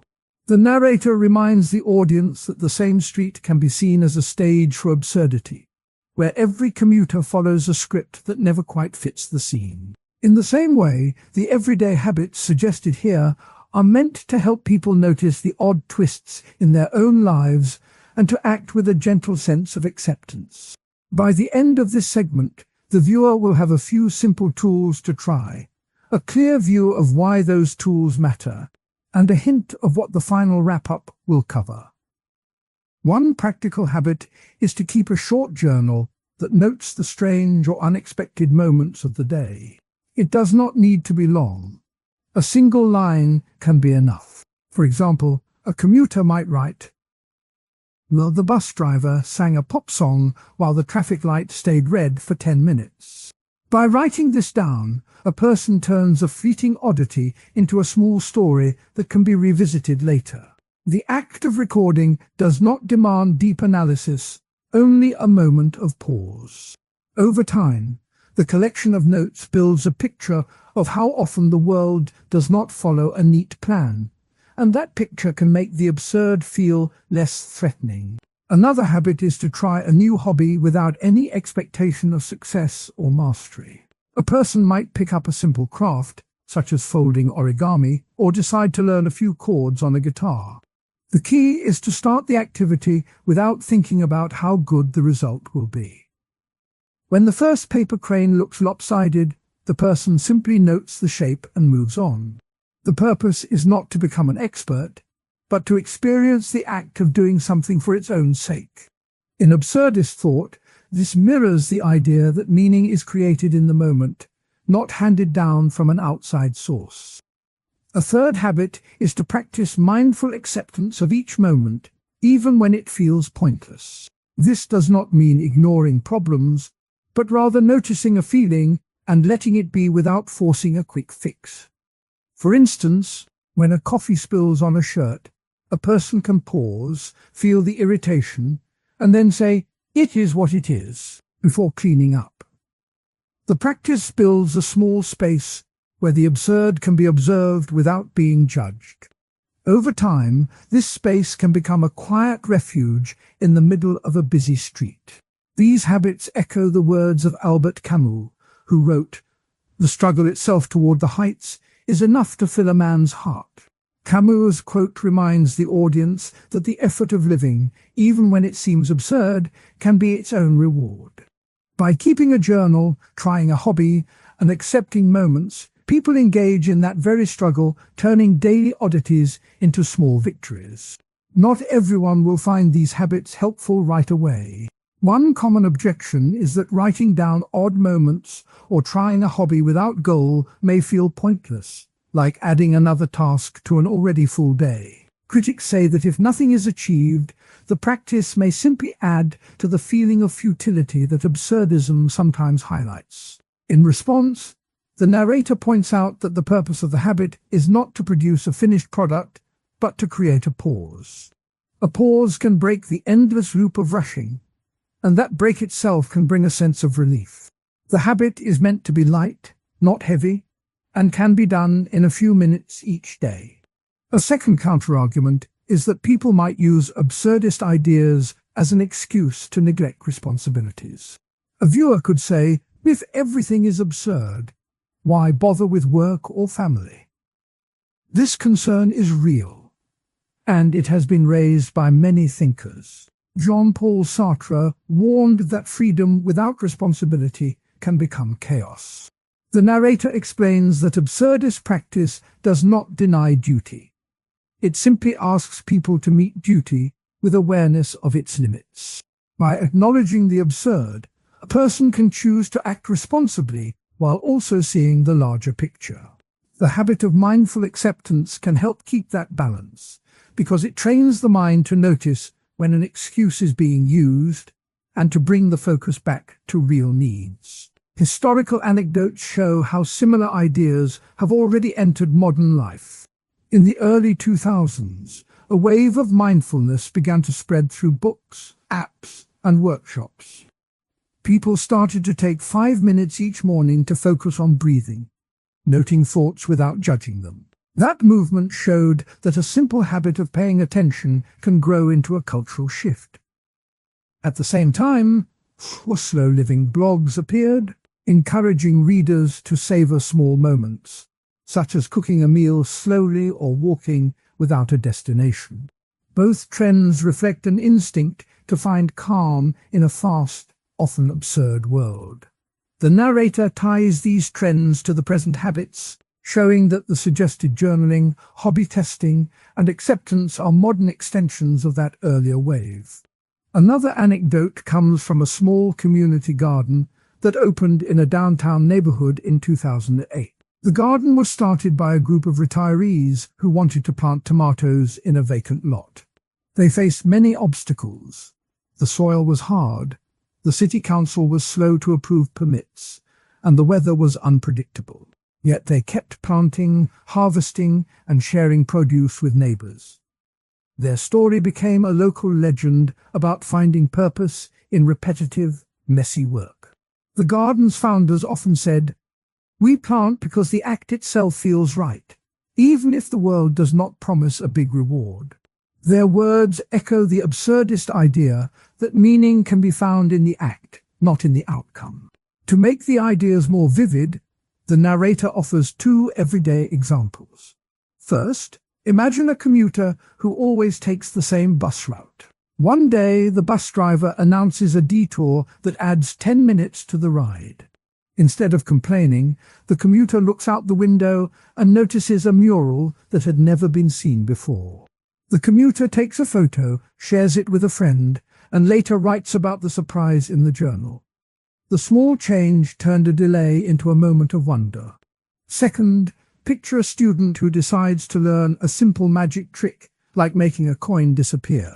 The student practices for a few minutes each night, not to become a professional magician, but to enjoy the surprise of the trick. When the student finally performs the trick for a sibling, the laughter that follows becomes a brief highlight in an otherwise ordinary day. Both examples show how tiny actions can turn the absurd into a source of light. Analogies help to ground the abstract ideas. Think of life as a river that flows over many rocks. The rocks are the absurd moments that block the smooth current. By journaling, a person marks each rock, making the river's path clearer. By trying a new hobby, a person learns how to move around the rocks, sometimes even using them to bounce higher. By practicing acceptance, a person learns to let the water flow around the obstacles without fighting. The river keeps moving, and so does the person, even when the path is unclear. The narrator also brings back the city street scene from the opening. The honking horns and hurried footsteps become a backdrop for the habits being described. A passerby may notice a street performer juggling oddly shaped objects. The performer does not aim for perfection. The act is simply to keep the objects in motion. This image serves as a visual reminder that keeping things moving, even when the act seems strange, is a way to live with the absurd. The viewer can picture themselves in that street, pausing to watch, then deciding to write down the sight, or try a small juggling act of their own with a ball and a set of keys. In addition to Camus, the narrator includes a quote from Soren Kierkegaard, who wrote, "Life can only be understood backwards, but it must be lived forwards." This line highlights that people often only see the pattern of absurd events after they have happened, yet they must keep moving forward anyway. By using the suggested habits, a person creates a forward path that acknowledges the backward view without becoming stuck. The segment also mentions a modern interpretation from a recent philosopher, Dr. Maya Patel, who argues that digital distractions amplify the feeling of absurdity. Patel suggests that short, intentional breaks, like the habits described, can counteract that overload. She writes, "When the screen flickers with endless feeds, a brief note about a coffee spill can pull the mind back to the present." This contemporary voice shows that absurdist ideas still speak to today's challenges. To keep the tone calm, the narrator reminds the audience that the habits are not meant to become another chore. The suggestion is to start small. Write one sentence in a notebook, spend 5 minutes with a new hobby, and take a single breath when a minor irritation appears. Over weeks, these small actions can add up, creating a habit of noticing and accepting the odd parts of life. The narrator emphasizes that the goal is not to eliminate absurdity, because it cannot be erased, but to learn to live alongside it with a light heart. A final story from the 2000s ties the ideas together. In 2005, a writer named Lena Torres started a blog called Odd Days. Each entry described a tiny, strange event. A pigeon landing on a mailbox, a neighbor's cat walking across a kitchen counter at midnight. Torres never tried to explain why these events happened. She simply recorded them and shared the feeling of surprise. Her blog gained a modest following, and readers reported that the simple act of reading the entries made them feel less alone in the oddness of their own days. Torres' approach mirrors the journal habit suggested here, showing that sharing absurd moments can build community. The narrator now links all the pieces back to the opening street scene. The street is still alive with noise, but now the viewer can imagine walking through it with a notebook in hand, a small craft kit in a pocket, and a calm breath ready for the next odd moment. The habits become tools that turn the chaotic street into a place of gentle observation. By the end of the video, the audience will see that living the absurd does not require grand gestures. It can be as simple as noting a spilled coffee, trying a new knot, or breathing in acceptance. Before moving to the concluding summary, the narrator offers a brief preview. The final part will bring together the ideas of meaning, freedom, and responsibility that have been explored throughout the video. It will show how the habits fit into a larger picture of how people can craft a life that feels authentic, even when the world does not hand out clear purpose. The preview invites the viewer to stay tuned, promising a calm wrap-up that ties the street scene, the habits, and the philosophy into one clear ending. The segment ends with a quiet invitation. A voice says, "Take a moment now, look out the window, and notice one small oddity. Write it down, or smile at it, or simply breathe." The absurd is there, but so is the chance to live with it. This closing line circles back to the city street, reminding the audience that the everyday world is full of strange moments, and that each moment can be met with a calm, simple practice.